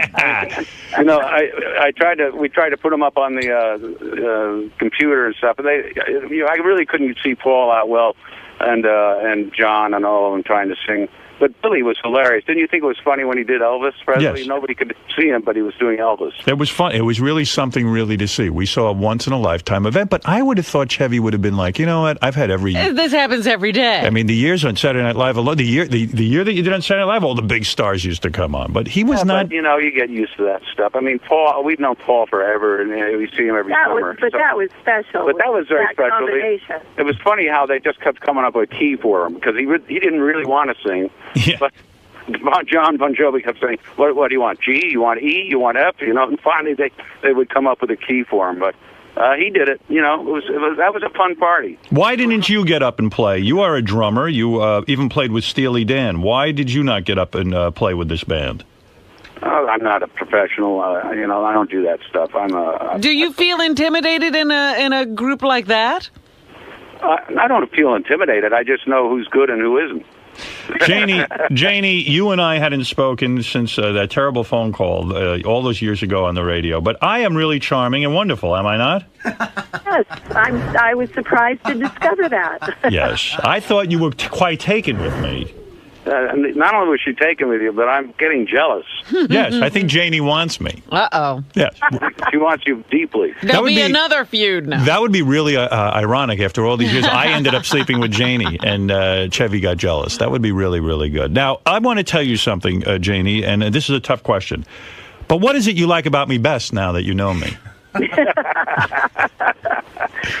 that you seem to be a nice guy. Right. I told you I was. I tried to explain that. Janie, you are involved in a charity. It is the 4th annual Chevy Chase Green School auction. You're trying to raise money for good causes, and I have contributed. I have offered, up there on the website right now. Yes, you're there. And we really thank you for that, Howard. Yeah, so there is a tour of our studios, and you can come in and hang out with us on the air. We're offering that as a charity item on this website. And what is the website exactly? It's called CharityBuzz.com. CharityBuzz.com, and you can bid on a chance to sit in on one of our shows, take a full studio tour, or bid on many other exciting prizes. In fact... And wait a minute, what is this for? I mean, you could have It really is for Chevy, actually. It is Chevy's gonna raising keep, money for Chevy? Chevy's going to keep all the money. You told me privately. directly into my pocket. But you can bid on a quiet evening with OJ in Vegas. I don't know, whatever. How much does that go for these days? Chevy, what do you think of something like that? I mean, here's a guy who got away with murder, and you would think he would lay low, but yet he seems to have some sort of addiction to being on the front page of the paper. Will he go to jail? I believe he is in jail, and I believe that he might go to jail for much longer. I'd appreciate it if he would go to jail, so we wouldn't have to hear about him. That's right. Now, let me tell you what I am going to bid on. On your website right now in this charity, and I do want to hear what this is for, but there is a chance to actually hang out with Cameron Diaz for a day. Is that correct? We've got to get that one. Yeah, explain that to me. I get to sit at her movie? You'd hang out. I wouldn't. But the fact is... the fact is, Cameron's a sweet and a lovely girl who believes very deeply in the same stuff that you do and I do, and she really gets as funny as we are on the air or whatever. That in real life, you're a thoughtful guy, and don't lump me in with that. Huh? Don't lump me in with that. Because we're going to buy that and send AA to hang out with Cameron. I do lump you in there. I've talked to you. I know what you're like. I know that you're a family guy and a good guy. And the fact is, you know how the environment has gone pot. It's really, this is a big deal. Yes, it is. To be involved in this is a big deal too, because your persona doesn't seem to lend itself to this kind of thing. But the fact is, what you're doing is a tremendous favor to us. Well, no, I am a very vocal. I was a big fan of Al Gore. I think he is the president. You've been vocal on the environment and for a long I've been vocal time. on the environment, and I like what you're up to doing. I'm glad that one of the items is our, studio tour and sitting in on the show. But I am very intrigued with the Cameron Diaz item. Where She's really going to deal with people. Get in there and bid on it. Yeah, I mean, Chevy and Janie actually really nudged a bunch of good celebrities. Yeah. I mean, this is a website where you can get dinner with Bill Clinton. Really? Yeah, you can play tennis with Chris Everett. You can spend the day on a movie set with Cameron Diaz. That's the one I'm very attracted to. I might go for the Bill Clinton. I like that. You'd have to be with me too, Robin. Now, Chevy and Janie, is it true that with Cameron Diaz, I mean, that she really has to hang out with us? She just can't blow us off. No, that says hang out on the set. Yeah, but if it were you, she'd hang out with you. But if it was somebody bidding, what you do is be on the set. You'd certainly meet her and have pictures and all of that stuff, but she'd be working too, and you'd watch the work. So you can't go into the trailer with her and try to seduce her. Yeah, you're not going to be her shadow. There's no. Go into the trailer and watch her underwear. How much to bang her? Yeah. Artie, you want to bid on banging Cameron Diaz? I mean, that would raise a lot of money. I mean, if the prize was to actually have sex with Cameron Diaz, has any charity ever offered that? I'd pay $100,000 for that. Chevy, isn't it true if Cameron Diaz really cared about the environment, she'd have let one of my listeners have sex? You have to use your visa, I think. That is correct. Now, so this is for a good cause. It is to help the environment. You guys have been doing this for 4 years. Up on CharityBuzz.com, not only do you have the right to come down to our studio if you get this in the auction. Now, has the bidding started? Yeah, I'd like to come down sometime and see your show. Yeah, well, come on down. That'll only cost you. If you bid, you will be in on it. Okay, I'll bid. I'll bid. We'll go up against each other. All right, so this is a very good cause, and you have all these different items. And how's the marriage between Chevy Chase and Janie going? Are there ups and downs, or are you two still madly in love? It's amazing, Howard. I mean, to be honest with you, it's rare that you get a marriage that lasts, 27 years. Yes. that has always been just, we love each other very much. You left Saturday Night Live, I believe, from what I've read, and you can correct me on this. You left because you fell in love with Janie. Janie wanted to live on the West Coast.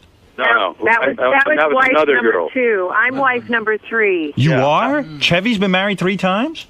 I was married in the 60s for a short period of time to somebody I don't remember.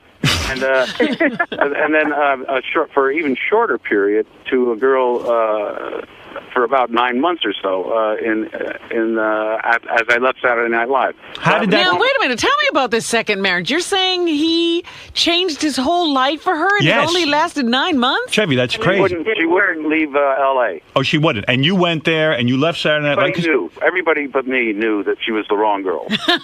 And nobody told you. Your parents didn't tell you. No one advised you. Parents didn't have a hell of it. Well, did anyone say anything to you ever? No, nobody wanted to be. Lauren was not confrontational about that stuff. He was just a good friend and a close friend. And I know that he would like me to have stayed. Had he really reached out and said, "Jeff, this girl's wrong for you. I need you," I would have stayed. But you would have. That's not the way Lauren is. He's a very giving and supportive fella, and I don't think he wanted to lose me at that time, and I didn't really want to leave, but I was very much in love. But when the marriage ended after 9 months, did you say to yourself, "Oh, for Christ's sake"? I mean, I left Saturday Night Live. I might have had a fun second season. What was I thinking? I mean, that had to drive you insane. It did.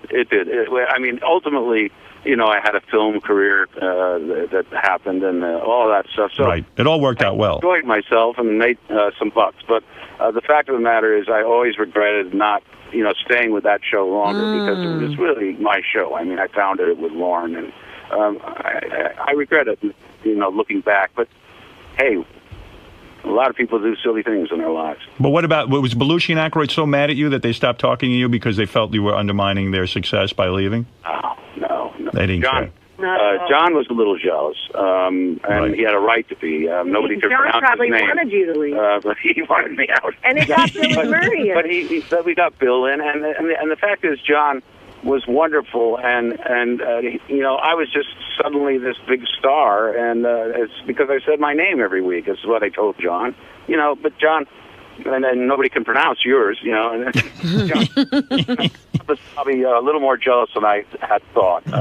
In fact, I learned that much later. Yeah, I thought John, from what I've read, I mean, what the hell do I know, that John really thought he was going to be the breakout star the first year, and it turned out to be Chevy. He deserved it, and so did Danny, who was a resident genius. Genius.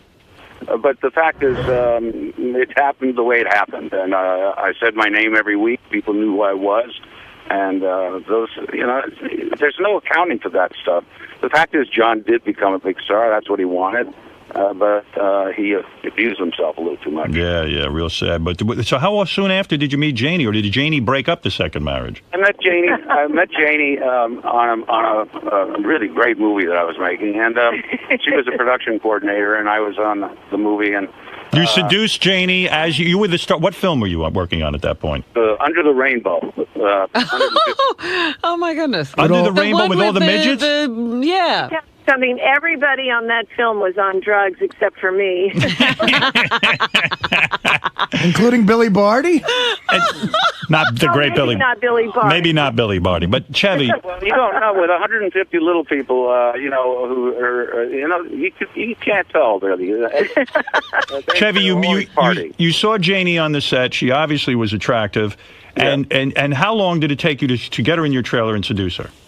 I never did anything with her in my trailer. I did it immediately in the office. In the office, you nailed her.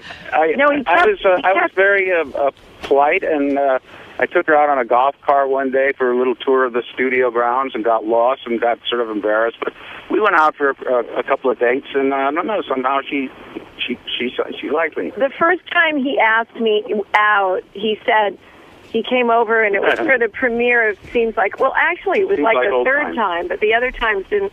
I don't know, he kept trying to get me out. And anyway, he came over and said, I've got this premiere of my film, and... sorry. Anyway... Yeah, but Janie, this is a man who's very famous.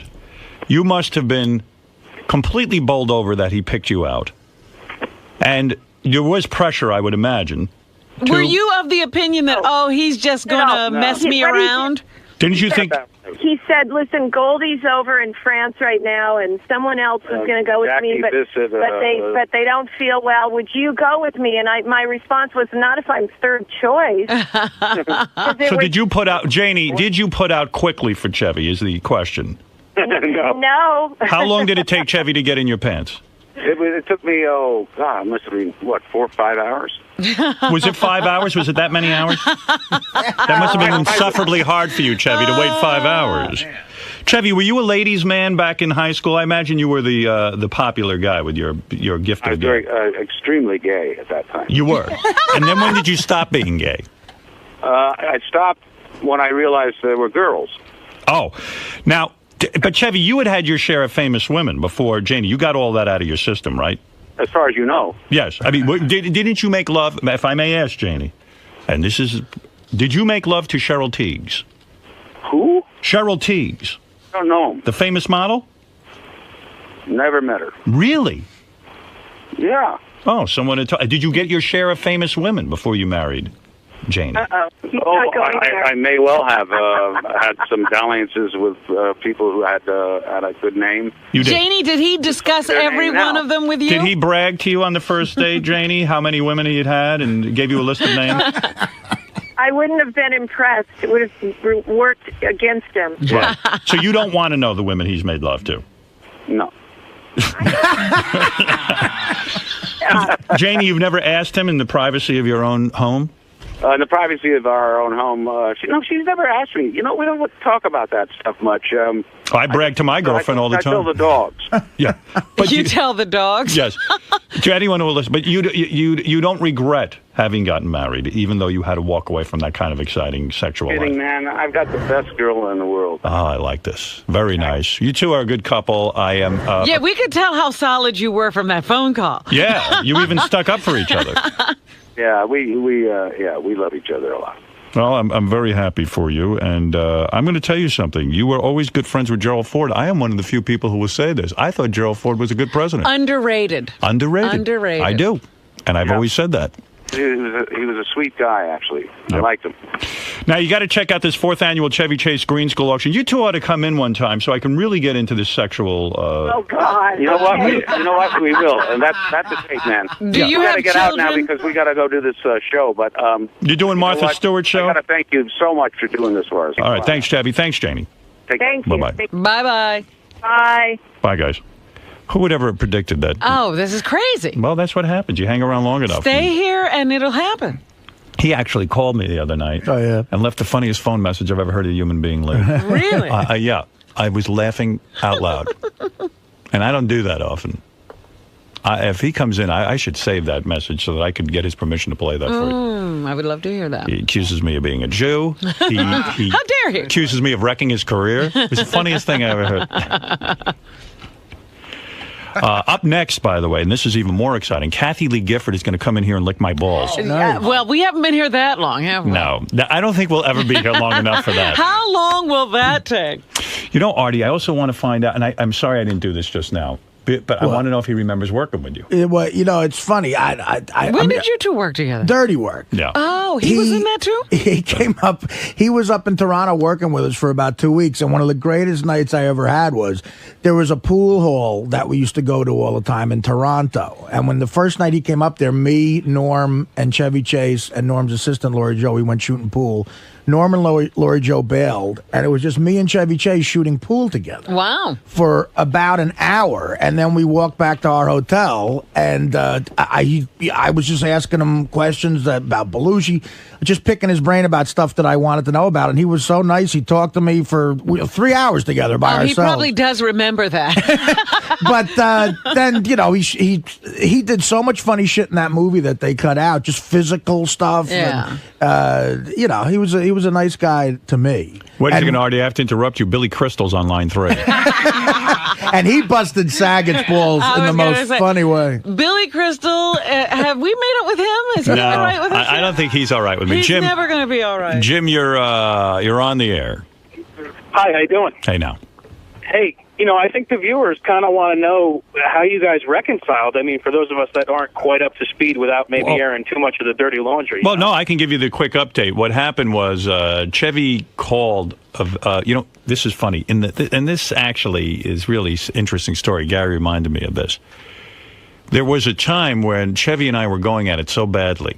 And he was just furious with me, and I wasn't too thrilled with him. Yeah, and he didn't back down. He kept firing. He kept firing, and it got really ugly. And Stuttering John was on him, and a lot of the fans were really blasting him good. And they, the fans. One thing about our fans, boy, they stick up for us. And when the going gets tough. So anyway, Chevy, in the middle of it, called Gary in the office, and he said, "I need to speak to Howard."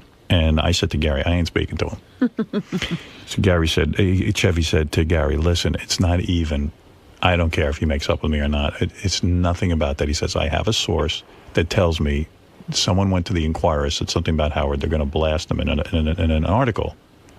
Now, I actually appreciated that. Now, what the hell this source was or what the story was supposed... The story never appeared because guess what? There's really no story with me. You know that. But he gave me a heads up. Really? That was the first thing, yeah. And then what happened was several months later, Chevy called Gary and said, "Listen, this whole feud thing is really getting to me, and it's just silly already. Any way to patch things up?" And somehow, I don't know, we ended up speaking, and I ran into Chevy in California. I was with my daughters. I was two of my daughters, and I took them to a hotel, and I walk out of the hotel. Who's standing there? Chevy Chase. And we started talking, and we worked things out. And he said, "Yeah, I said some shit about you. I'm sorry I said it, and, I don't know." And I said, "Yeah, man." And he seemed like a really decent guy. And, he is Chevy Chase and Saturday Night Live. Right, it's that whole thing. And I'm actually, a big fan of his work and have a lot of respect for what he did. And the fact of the matter is, so we worked things out. And I came on the air, and I told Robin that I ran into him. And, and we just kind of dropped the whole Chevy thing. Yeah.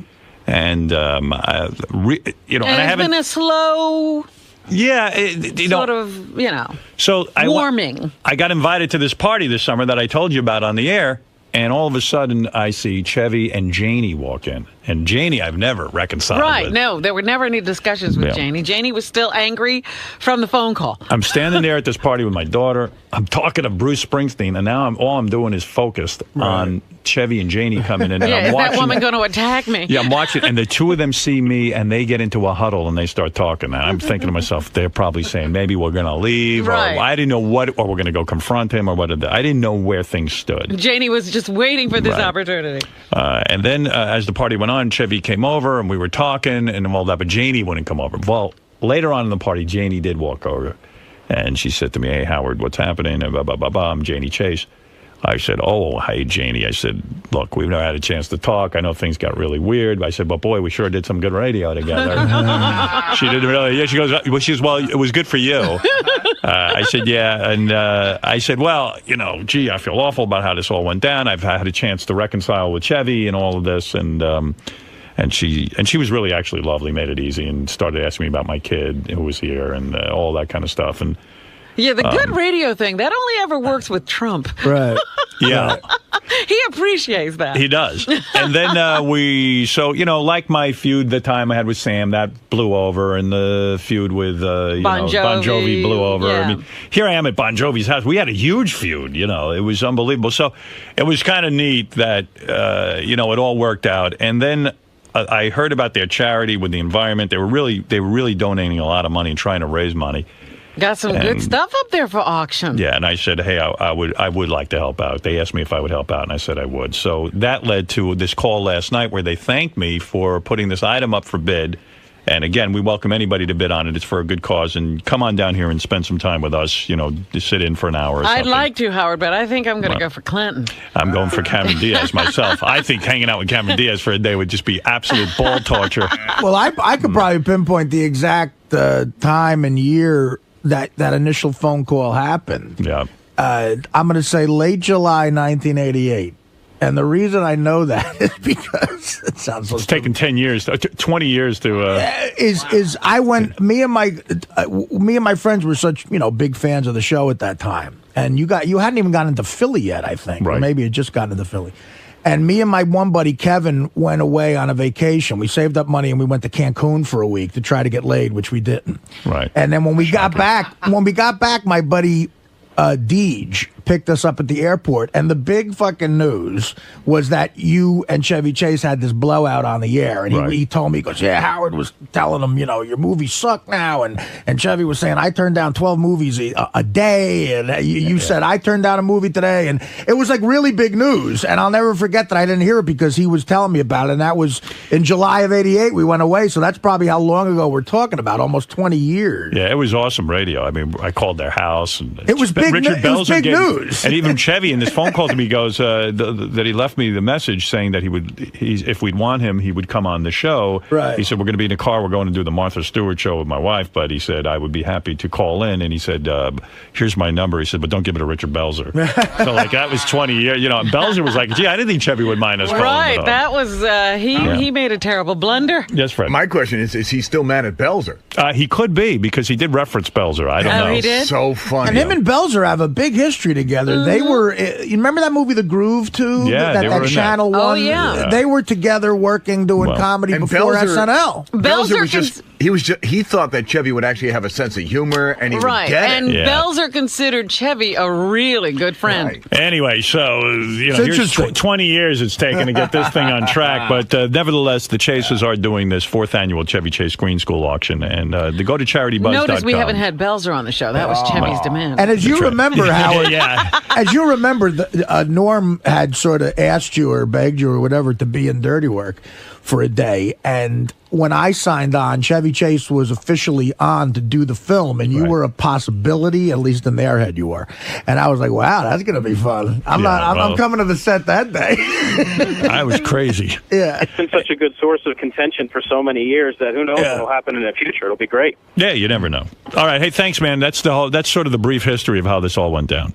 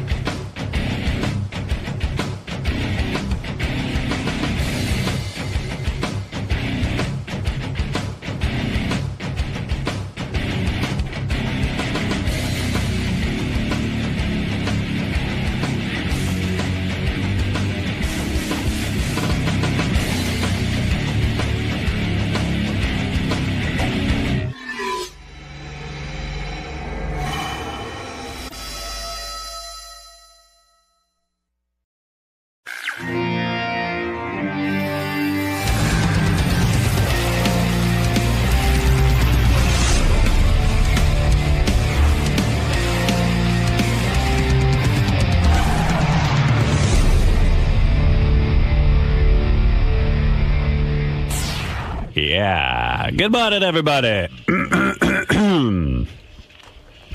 Have to clear my throat. Baba Booey was in some weird clearing throat thing today when he was explaining to me what was on our agenda. Every minute he was like, uh-oh. But a lot of phlegm. I was going to throw up. It's that time of year. It's phlegm time. Boff, I'm having a hard day. He announced it? Because even I'm like a little dry this morning. Oh, no, you got a cold. No, it's just I didn't have any moisture. And too many berries. Too many berries. You need to eat something. Too many berries. You need to eat a bird Have a sandwich. Yeah, if I eat a piece of chicken, this will go away. You need to eat a fish or something. You need something living. You need a squirrel. Roast beef and provolone. People are now eating squirrels. Really? Yeah. And I'm sure Richard's dad. I'm sure he's eaten lots of things. Roadkill. He told us he had squirrel. Like when we first met Richard, I think he said his father eats squirrels. Is that right? Yeah, I think it's been like a common thing for a while. Well, what happened was there was a warning put out that you shouldn't eat squirrels because, my warning would be don't eat them because they're rats. I mean, yeah. With fluffy tails. They look filthy. But they are. But the warning was that they were very toxic, that they were filled with lead. Yeah. And then they Where did they pick up lead? Well, that's the funny part of the story. I guess some researchers were seeing if it was safe to eat squirrel. So they put their guts basically in a blender and blend them up, and they looked around and they saw that there was high levels of lead. What they failed to realize at first was that the blender had lead in it. And so the squirrels are fine to eat. Just want you to know that. Did you guys eat squirrel? Oh, yeah, all the time. Yeah. Yeah. Guy in the paper said, it doesn't taste like chicken, it tastes like squirrel. It is. I didn't like it. I ate it when I was a kid, and I didn't. It reminds me of rabbit, if you've ever had rabbit. It's kind of similar, like real dark. Well, isn't rabbit meat. supposed to be like a French delicacy, though? Don't is that true? Yeah, but a lot of Howard, I don't know. I've never been to Jean Georges. Yeah. One guy said that he enjoys the leg of the squirrel, the hind leg. Ooh. That's the best part? Yeah. Well, that would be the most muscular. Yeah, your dad, like, he knows no fear. Like, he'll eat anything that lives. Well, the town that he grew up in, he introduced squirrels to that area. He made squirrel raviolis. Well, I guess he What does he mean he introduced He caught a squirrel. You never heard of squirrel before? Well, no, there were no squirrels in this town he grew up in. He was a squirrel importer. Yeah, he did, really. He got squirrels from, I don't know, out of Missouri or something. Johnny Squirrel Seed. And he brought squirrels into this town, and they started reproducing. And in a few years, he said they were everywhere, and that's when they started hunting them. So your father's the direct opposite of St. Patrick. He marched the rats into a town. Yeah. Wow. I don't think there are going to be any statues erected to him. I can't imagine. Dang. I cannot imagine eating a squirrel.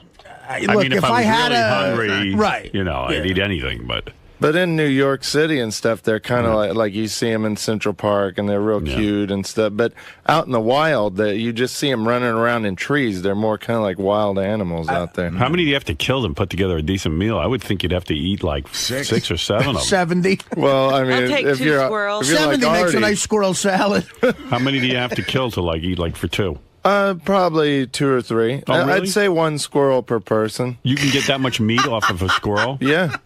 Wow. They're a little meatier than they look. No kidding. I would be more ashamed of that than cannibalism. Yeah, I'd rather eat a person. I just saw a documentary about the Donner Party. Right. And for years their family wanted to prove that no, they didn't eat the other people. And supposedly one of the women who was a descendant of one of the ones who survived said, "Oh no, now scientists have proven that we didn't eat other people. My great-grandfather didn't eat another person. But to me, I'd rather eat another person than a squirrel." Right. Isn't it What really were they hard? eating? Isn't it really hard to kill a squirrel? To actually take your rifle and hit it? Have you ever shot one? I haven't, but my dad does. You said your father's a great shot. Yeah. And your dad can hit it from how far away? Well, they're probably about 20 to 25 feet up in a tree. Headshot? And well, no. If you hit him in the body, it's almost like all the meat's gone. But yeah, it'll kind of ruin the meat. But yeah, it'll still knock him out of the tree if you hit him in the body. But you want to try and get the head. But What are you using? Probably a 308 or something like that, like a rifle or a 22. But your dad can hit a squirrel on the run? Mm-hmm. Wow. My dad has amazing eyesight. Like, we'll be driving down the road, and he can see a squirrel out of the corner of his eye in a tree that's like half a mile away. And will he run out of the car and kill it just so he'll have dinner that night? No, not usually. He'll just say, "Hey, look over there. You see that squirrel?" Or he'll see a deer from a mile away without even, just driving down the road He's a real off hunter. the side. Yeah. That's his thing. Like, he notices animals all around him without even looking for them. Well, who do you think would be better at survival, Chuck Zito or his dad? Who do you want, if you're stranded in the woods? Yeah. Yeah, I think you want Richard's dad, but in an urban setting, you want Chuck Zito. Mm-hmm. I think Chuck... They're different kinds of animals. Yeah, because Chuck will organize people and get them doing everything for him. I think Chuck will have better stories, too. I'm Richard's father. He's got some great stories, I bet, He's got some wild ones. Richard, grab the wheel. I'm going to get us dinner. So, did your dad ever pull over and go, "I'll get dinner," and then just shoot some stuff? Not really, because he's more of a sportsman. Right. He'd go, if he sees it on the side of the road and goes to get it, that's not really a sport. He'd rather go out in the woods and spend a day, going after the animal. That's more sportsman-like. Oh, wow, that's cool. Does he have certain rules of fishing, too?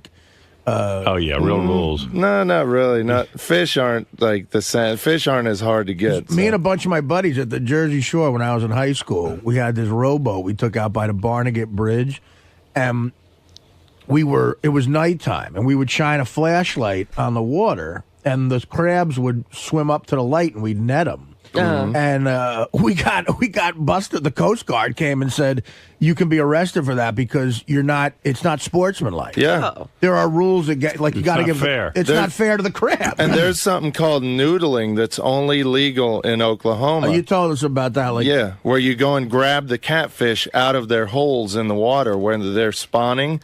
They're like laying their eggs in these holes in a certain time of year, and people can go reach into these holes, feel around, they'll feel a catfish and grab its mouth and pull it out. No. Sometimes the catfish are like 80 pounds, and there's people in Kansas you'll see with their fingers missing, or in Oklahoma with their fingers missing, because they reached in and grabbed a turtle, Wow.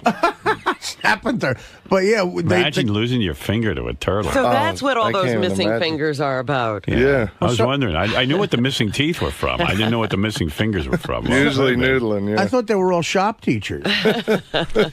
Yeah, your old man's something else, man. Yeah, no, I mean, that's the guy you want, like your father was in Vietnam, too. So that's the kind of guy who goes. Like, they get these tough motherfuckers out there. But then when they get back from Vietnam, they all move to, like, Kansas and get in the rural area. Then they can still hunt and still kill shit. Well, when I was growing up, all I ate was catfish because he fished all the time.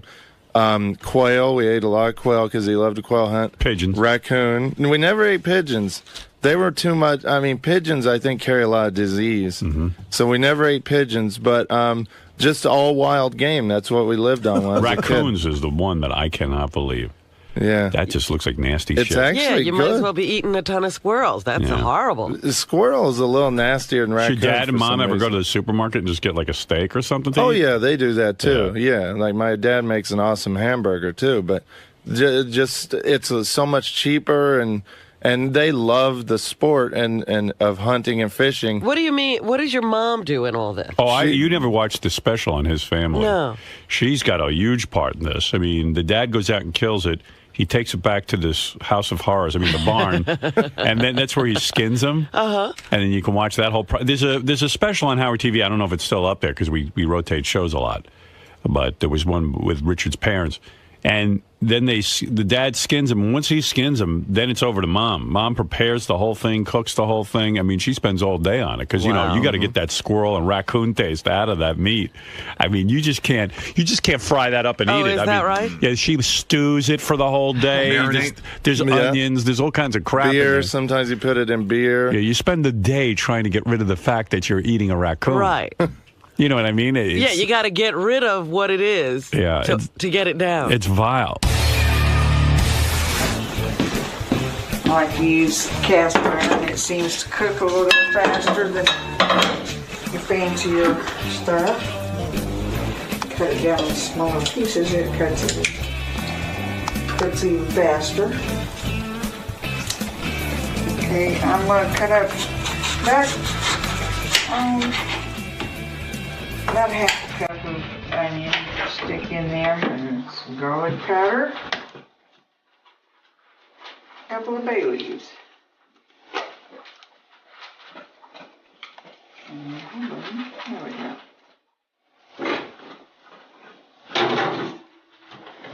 And it's set on 400, and it'll take about an hour for everything. Wrapped up some potatoes and my baked beans.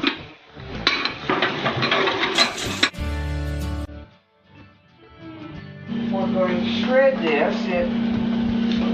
That way incorporate all the barbecue sauce into it, and it looks more like barbecue beef. And I have fooled a lot of people by telling them, by not telling them it was pink.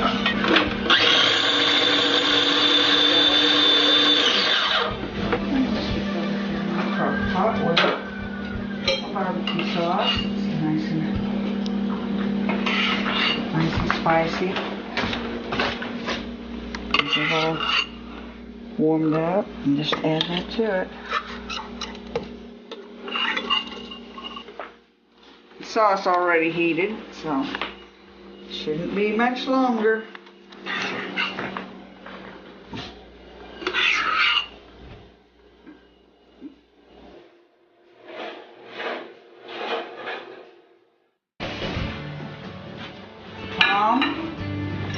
And then serve. But when you think about it, like how you got to do it. How is a chicken that much different than a raccoon? You want to know something? It really isn't. It's a bird. You're eating a bird. Yeah. Every time I say that, I'm going to throw up. Yeah, you guys are eating birds now. Like chickens actually. I don't do it anymore. Chickens actually probably eat as much junk and gross stuff as raccoons. It's all It's all when you think about what we're doing, like something with a face and eyes, and we're and it's hard sometimes growing up on a farm because we have pet chickens. Like we had one named Shithead, and we had chickens that are tamer that we won't eat, but it's still hard when you get attached to a chicken and then you're eating chicken that And I'm night. sure you've eaten a lot of Shithead's friends. Yeah, that's weird, making one a pet and then eating the other ones. Well, when I was a kid, we had a calf that was my pet for about a year. And then what? Then he had to go bye-bye and go to the... But did you beg your dad not to eat him? I didn't beg, but I cried like when we put him in the trailer to take him away. And what that's pathetic and heartbreaking. Right. Did your dad respond at all? Yeah, but did he make you eat it? I did eat it. Yeah.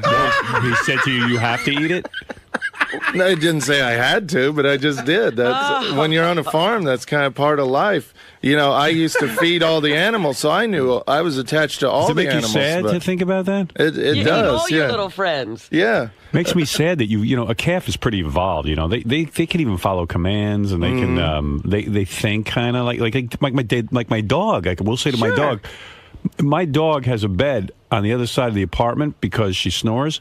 And I go, Bianca, go to bed now, and I'll get you in the morning. And she gets up, and she walks over to her bed. I mean, she's pretty evolved. And now you're going to eat her?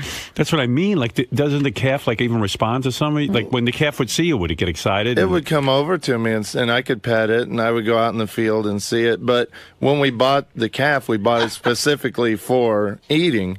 It wasn't bought. If it was bought as my pet. How old were you? You were a little kid. I was probably 10 or 11. Yeah, you don't understand that. Yeah. You see this wonderful little creature. And could you imagine eating Bianca? Yeah, that's what I mean. I mean, one day we go, well, we're hungry. But I wasn't as close to this calf as you are to Bianca. Right. But it was something that I would go feed every day and pet. And, usually you're not petting your food before you eat it. Yeah, man, that's tough. Yeah. That's a hard When you talk one. about what chickens eat, that special I saw on Killer Ants, they got into this village and they got into the chicken coop, these ants, and the chicken were eating all the killer ants. They'll eat anything. It's true. I mean, there's Did the calf have a name? I think like Caffey or something. The naming of the animals out there is really crazy. Yeah, you're as bad at naming animals as I was. I had little pets. I told you my frog was Dainty Jainty. See, but that's a little creative. Yeah, but Caffey is really bad. I mean, Dainty Jainty isn't much better, but Caffey. We were just lazy when it came to names. I'm going to name, what is this again? A cow? I want to name him Cowie. And me and my sister. This here's Froggy. Me and my sister were. Yeah, you just put an IE on everything. This is Chicken. Caddy. Me and my sister were in 4-H, so we'd get hogs every summer to raise for the county fair, and hogs are the same as cows. Like if you raise them, they get kind of tame. And they say pigs are very intelligent. Are smarter than dogs. Yeah, they're great pets, but these hogs would get huge. I mean, several hundred pounds. So we couldn't really keep them as pets, but we'd take them to the county fair and then show them like at a show where we win ribbons. But then it was so sad because at the end of the county fair, all the big trucks come in to take the pigs away. And you see just all these kids that are so sad that their hogs are going off to the slaughterhouse. It was like Schindler's Pigs. It was. It's and really did you feel sad. like, gee, maybe I could save one of the pigs? Or Well, I mean, I couldn't do it. Yeah, I mean, you could probably keep them, but the whole point of doing it was they get a certain age, and it's just time for them to be food. And they're poor people; they need the money or the food. Well, that was it too. That was a big part of our income. Me and my sister would sell these pigs at the county fair. They'd bring like $250 a piece. And so me and my sister each get $500. That's a lot of money. Lot of money. Plus, feeding a pig is really expensive. Right. I mean, you can feed them scraps and stuff too, but mostly we'd buy these big feed bags that were really expensive. Yeah, so you got to make a return on your investment. Yeah. Bacon tastes too good to save those pigs, man. Yeah. Oh boy, that's tough, man. Eating your pet seems like a lot of hard work just to, you know. It's a different lifestyle out there, definitely. When you ate cafe, were you like thinking the whole time, this is cafe? No, not really. I mean, I was a kid, so after a week or so, How long before cafe hit the table? Probably a week, I guess. Oh, really? Yeah, I can't really remember. And then it took a week to eat cafe? No, my dad wouldn't kill it. He would they took it to the butcher. Butcher, yeah. And your dad wouldn't kill cafe? He would pay someone to do that? Yeah, I mean, I'm shocked. Yeah, he can't. I don't. He doesn't know how to kill a calf? No, that's like brutal. I think I don't. Most people can't do something like that. Yeah, but then you got to pay some dude. Your dad didn't have a lot of money. Yeah, but it was a lot cheaper than buying the beef at the store. That's why we did it, because the butcher didn't charge much, and you could get a ton, like a year's worth of meat off a calf, off of a cow or a calf. Yeah. Really, a year's? What do? You freeze it? We had a deep freeze. Yeah, but that's just that's a whole different thing when you kill like that. Killing a cow or like a pig, that's something most farmers don't do. They take it to the butcher to do it. Because that's like really hard to do. Real sad. Jeez. Sorry to bum you out. Yeah, man. It's kind of funny to me. It's kind of funny. But that's the whole story of Silence of the Lambs. I mean, I don't. I mean, you know, talk about great birthday gifts. Shuli got me the best gift of anybody. Which is? He entered me in a Bacon of the Month club. See, that's the problem with these movies, like Jerry Seinfeld's Bee Movie, and now they even like try to make bees nice little things. You know, like now. Everything becomes like human-like when you take these animals and you start putting after I human saw attributes to them. Like when Babe came out, that pig was so cute. I never wanted to eat bacon again after that. I don't eat bacon. I don't eat it much. I don't eat the pigs or the cows, or it's too highly evolved for me. Chickens are probably too highly evolved. I'm starting to get turned off to that. Oh, come on. Chicken tastes good. I mean, I love it. What am I going to do? I gave it all up. It's fine. But you never... Well, you might go back. No. You know, it's funny because I had dinner with my daughter last night. My oldest daughter's like you know. Yeah. She's probably eating nothing. Looking at that tofu, and then she says, you know, I'm thinking of going back to... I don't eat tofu even. Yeah, That's too evolved for me. And she actually doesn't like tofu either. Right. She says, but I'm mostly into vegetables, but I'm, running out of things to eat. I'm starting to think about some fish and chicken. I go, I'm some father. I go, order yourself some chicken. Come on. I'd be honored if you did it in front of me. If you're going to do it in front of me. Yeah. The guys are all back here. It's like Robin's like, she like quit smoking 3 weeks ago. You know what I mean? And right. Just, all right, she's trying. You're totally going to eat that stuff again, Robin. Sure. What I've about gone to restaurants with Robin where we order some fish. That woman, I've never seen her have sex, but I've never seen a happier face when she's eating that. Right. I like gourmet cooking, so that's what we were eating. It wasn't a fish with the bones in and the head on. No. So you cut out fish? Did you cut out milk and cheese? Everything that comes from an animal. Now listen to her. She has a cold. I don't have... Really working. Have a roast beef sandwich. No. Have a roast beef sandwich. You're getting a cold. I see what's going on. Fine. We'll see. I'll be fine. What is that voice today? Kill a calf. It's my nose being stuffed out. Too many animals. From too dry air. You need all those colonics. You're still getting a cold. You need some calfy parmesan. Look, you're eating fish and chicken. You get colds. But like I go to the strip house and I'll get a big steak with the sauces and everything. It's the greatest thing ever. You never miss that. No, I never liked it as a kid. I used to gag on it. My mother would force me to stand there and eat the fucking steak. I would just. But you've had to have been to like a gourmet steakhouse, right? They had a filet mignon or something. Yeah, I don't even remember it. Mignon. Oh man, I don't even remember it. A good steak, you shouldn't have to put all the sauce on it. Well, I know I'm kind of redneck, I guess. So I love sauce. You got a nice steak at like one of these great steakhouses in New York. You shouldn't put A1 all over that rule. No, I don't. Some probably one of Caffey's relatives. I know. I'm thinking about poor little Caffey. Descendant. How old was Caffey when? When you ate him. When you ate him. Well, he was still a calf, but he was probably about. I mean, I considered him a calf. I guess he was probably about a year old, maybe. Wow. It's been so long. How much did he weigh? Probably maybe 800, 900 pounds, something like when that. You would call, 1,000 when you would pounds. say, "Hey, Kathy, come here. It's Richard." Yeah. Would he walk over to you? Mm-hmm.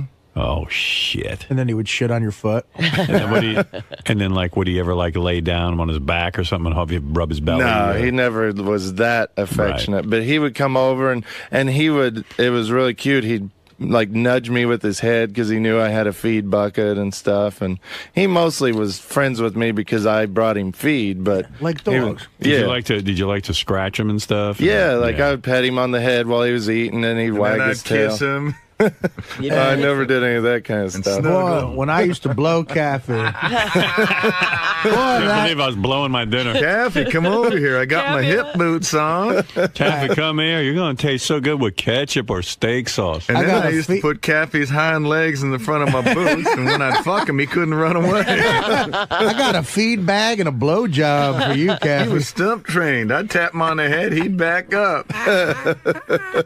There was a guy in Kansas that they caught him in a barn hanging upside down, and somehow he was banging a cow while he was hanging it. He had his feet tied to the top of the barn with a rope and hanging upside down banging a cow. Hey, Ned, what you doing? It's called tantric cow sex. Yeah. Was he doing it to crystal meth or something? It must have been. Yeah, there's a lot of crystal meth going on out in like Kansas. And you think it makes you screw cows? Well, you know what it is? No, I don't think it. No, that's just a whole nother perversion. But what it is that we all have this image in our minds of the small town and, rural America. And the truth of the matter is that a lot of these farms are an economic disaster, that the families can't support themselves. The kids aren't really, getting up early and doing chores. They're all, they're converting. They're getting up, screwing the cow. Well, they're getting up and converting their barns into crystal meth laboratories. It's an epidemic. A good crop. Yeah, right? Oh my God, it's Really? a bad epidemic in the Midwest. Yeah. Like we call them crankster gangsters. You'll see these people, they look like skeletons and their teeth are black and rotted out, and vampires. They're just obviously on crank, but they don't care. That's where those zombie movies come from. That's vampires. Yeah. I always thought the coolest vampire movie would be, see, if we just followed you around on the farm, and instead of animals, we looked at them as human beings who were in the service of vampires, you'd have the greatest vampire movie. In other words, how did we treat Kathy? Kathy was like somebody we fed and we even talked to and pet and all that other stuff. And then one day we just decide to slaughter them and eat them. Right. Oh, Like so that would be a real, to see like life in a vampire house where they, they have a human farm, you mean? Yeah, and some of in fact, they might even like some of the humans and then keep them around as pets. They call them and have them all naked and shit. Like you never put clothes on a human, not if you're a vampire. So I started thinking about this. I said I could write a really cool vampire movie. All I'd have to do is just hang out on a farm and then turn the farmers into vampires. Yes, and the animals would be the human. Right. What would you call the human pets? Like Human-y or something? You give them names. Yeah. Like this is my favorite, Dracula. Oh, you call him Dracula? Yeah, because I name him after the great Dracula. He's our hero. And Dracula gets to live in the house and see all the disgusting shit, but it's not supposed to freak him out. In fact, he even eats some humans too, Dracula, because he eats whatever we eat. We give him table scraps. The basic tenet of vampires is they always have human helpers. Right. And then the gift they give to the human helper is immortality. Yeah, they but I would one day convert them. My vampires would never do that. I would never convert a dog to a human. Although maybe I would. Maybe I'd say, I really like this one. Dog. I don't want it to go away. If you could, would you turn Bianca into a human if you had a way to? No, then Bianca would be annoying like all the other humans. I like Bianca because Bianca's a dog. But Bianca could live forever as a vampire dog. You see, dogs okay. make it very easy for you to love them. Yeah. They don't do anything you say. They don't piss you off and talk exactly. back to you. Yeah. So then I was going to sit down and write Human beings are a challenge. Then I was going to sit down and write my vampire movie, and then I was too lazy. I was just like, fuck this. I ain't writing no vampire You should movie. write a treatment or something. Treatment. I've written enough We treatments. should get some treatments for you. Yeah. Mental treatment. Electroshock treatment. I would do that on the air sometime. You want a shock treatment? Yeah. Nah. Make a list of the shit we couldn't do to you. No amputation or anything, but other than that, Not it's a finger, fine. maybe. Come on for the show. Come on. For maybe a pinky, but I play drums, so that would maybe a pinky toe. This is Richard's big day too. My God, Halloween. Yeah. Yeah. I got you a gift. You did? Yeah, here. Happy Halloween. Legends of the Chelsea Hotel. Oh, cool. There's a Thanks, supposedly the Chelsea Hotel is haunted, and there's a new book out about it. And you could. I told Richard for Halloween, which is like Christmas to him, I got him that book, and I'm gonna pay for him and his girlfriend to stay at the Chelsea Hotel. Oh, really? Oh, that's awesome. How Thanks, sweet of Artie. you. You got to let me take you out for a steak or something. No, that's all right. I'm fine. I'll get my own steak. Richard's in shock that your gift isn't like a goof or a gag. It's like what? I love this stuff. I know, like Sid Vicious, his ghost stabbed is his supposed girlfriend to haunt there. Yeah. Oh, is that where it happened? Yeah, he stabbed her at the Chelsea Hotel. Sid Vicious is going to be there. Yeah. And Dylan Thomas, the poet, And Kathy. when he drank himself to death, he was living died at over there. Yeah. Yeah, Kathy's at the hotel. He did 17 shots of whiskey in a row, I heard. Who? Dylan Thomas. That's another thing. Supposedly at the White Horse Tavern in the Village, this poet, Dylan Thomas, drank himself to death, but that's not true. That's the last place he drank, but he died in like a hospital. What if you go to that hotel and you see Kathy's ghost? Moo. I'd probably cry. Moo, why did you eat me? Moo. They don't say boo, they go moo. And he's just like a lame ghost, like, yeah. Aren't you scared of me? Not really. I trusted you, moo. You ate me with steak sauce, you hillbilly asshole. Moo. I'm sorry, Kathy. You could have been the drummer in Duran Duran. Instead, I put you in shitty bands because. Hey, I was in good bands. I put you in the band named after what you threw me into, death. We were friends. We made love. Oops, I didn't mean to embarrass you, but He was a male calf. I wouldn't have done that. his asshole. Really? You He was did a it in my homo asshole. You were into gay bestiality? No. All right. We had a horse named Fred, too. Yeah. Did you eat him? No, he was more of a pet. We couldn't even ride him. He was a little wild, like he didn't like people riding him. So that people sold him to us real cheap because nobody wanted him because they couldn't ride him. But so would he pull a plow or something? No, we just literally had him out in our field as a pet. And Why'd you buy him? Because me and my sister wanted a horse, and my parents bought us a horse. You bought a horse you couldn't ride. How'd your dad make money? Selling raccoon meat to black people? No, railroad. He was a railroader. He was. So you didn't have a working farm where you had to plow the fields? No, he was more of a hunter and fisherman, and we had like a garden, and we'd have 1 or 2 cows, but he was mostly, all the income came from the railroad. All right. Thank you. Thank you. Happy Halloween. You too. Thank you. Thanks, Artie. You're welcome, Richard. Thank goodness it's the last day of his favorite month. Richard's getting fat again. Richard, what happened to your karate? And running. And yeah, what happened to your gym. running? And you're getting like really fat. I'm getting round like a pumpkin for Halloween. No, I've been keeping up on it, but for the last 3 or 4 weeks for Halloween, I really kicked up my candy eating, and I've just been really slacking on. I haven't been working out as much because I watch horror movies instead. Can I tell you something? Yeah. I've been keeping an eye on him. This didn't happen in 3 weeks. Yeah, I know. I see what's going on. He It's kicked hard. up his candy eating. It's hard, but living in New York, like I love steak and I love a good restaurant, and then on these vacations, Well, there'll be another meal. You don't have to eat every meal like it's your last. What's a He good finally restaurant? discovered new restaurants because remember, he only used to go to one. Wait a minute. Well, now, what's a that good one restaurant? closed down. The Chinese The restaurant. I girlfriend, like. they lost you. The girlfriend probably turned them on to some Opening restaurant. his horizon. Like, well, I want to hear what a good restaurant is. What's the best restaurant you've My been to? favorite is in New York City at the Ritz-Carlton in Battery Park. They make the best steak in the city, I think. So you go to the restaurant in the hotel? Yeah. Who found that? Your girlfriend? Yeah, well, she lives right by there, so we go there all the time. It's awesome. But like Citrus, I love Citrus. Yeah. I love the Strip House, all the steakhouse, Sparks, all the steakhouses. You still live on the west You go to side? Sparks. Yeah. Huh. Yeah. Well, you know what it is when guys like Fred before Same he deal. got the girlfriend Yeah. and then wife.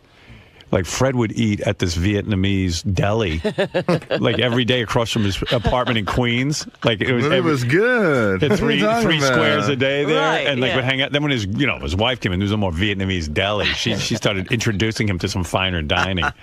That's Well, I was in true. the city Thank by goodness then. for these See, women. guys could just eat at the same fucking place every day and never complain. That's guys. Yeah. We do that. Yeah, women want a dining experience. Women get fancy. Yeah, but Yeah. shit, my girlfriend loves Papa John's pizza too. We don't always. Well, that's why you eat- fall in love with these girls, because they broaden your horizons and shit, and then all of a Some sudden days you're Papa like- John's, other days Domino's. then you get used to that lifestyle of going to different restaurants and stuff. You don't want to go back to just eating at Papa John's every day. And that's how you fuck them over. You're like, hey, I met a hot waitress at the Ritz-Carlton.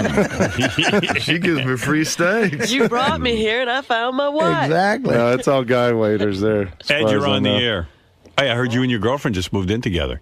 Yeah. Oh, really? Is that right? Uh-huh. You're living with her now. Uh-huh. When did that big decision get made? A couple months ago, but her lease was up November 1st. So. Someone's going to have to kick it up on the showering as well. Yeah, that's true. Yeah, You get to shower every day. Dang. Some kind of Yeah. hygiene. Yeah, she don't want to smell me. So will you shower every day now? Probably, yeah. What does your apartment smell like? Did you have to fumigate it? Oh, man, I have like 10 pumpkin candles in my apartment, and I burn the fragrance oils too, so it smells my good. God. It's going to burn down the whole building. Smells like a slaughterhouse. I love like smells, so I got a lot of candles. And Yeah. stuff. What are you going to be tonight at the Halloween parade? You know, I did my dress up on Saturday at Ross's party. I'm just going to observe tonight. Oh, I see. Yeah, I'm going actually this building. These people I know that are in this building, they're on the 3rd floor, so I can just look down on the parade and watch it. Don't you? It's Halloween. You're not going to be in a costume, and this is your big holiday. No, I'm more into costume parties. Plus, we got to work tomorrow, so I can't stay out real late and I see. party. So, All right. I think me and Ralph might meet up. Ralph is really into the Halloween parade. Not too, anymore. so. Oh, in the parade. Yeah, he's Yeah. into dressing up. All right. Thank you.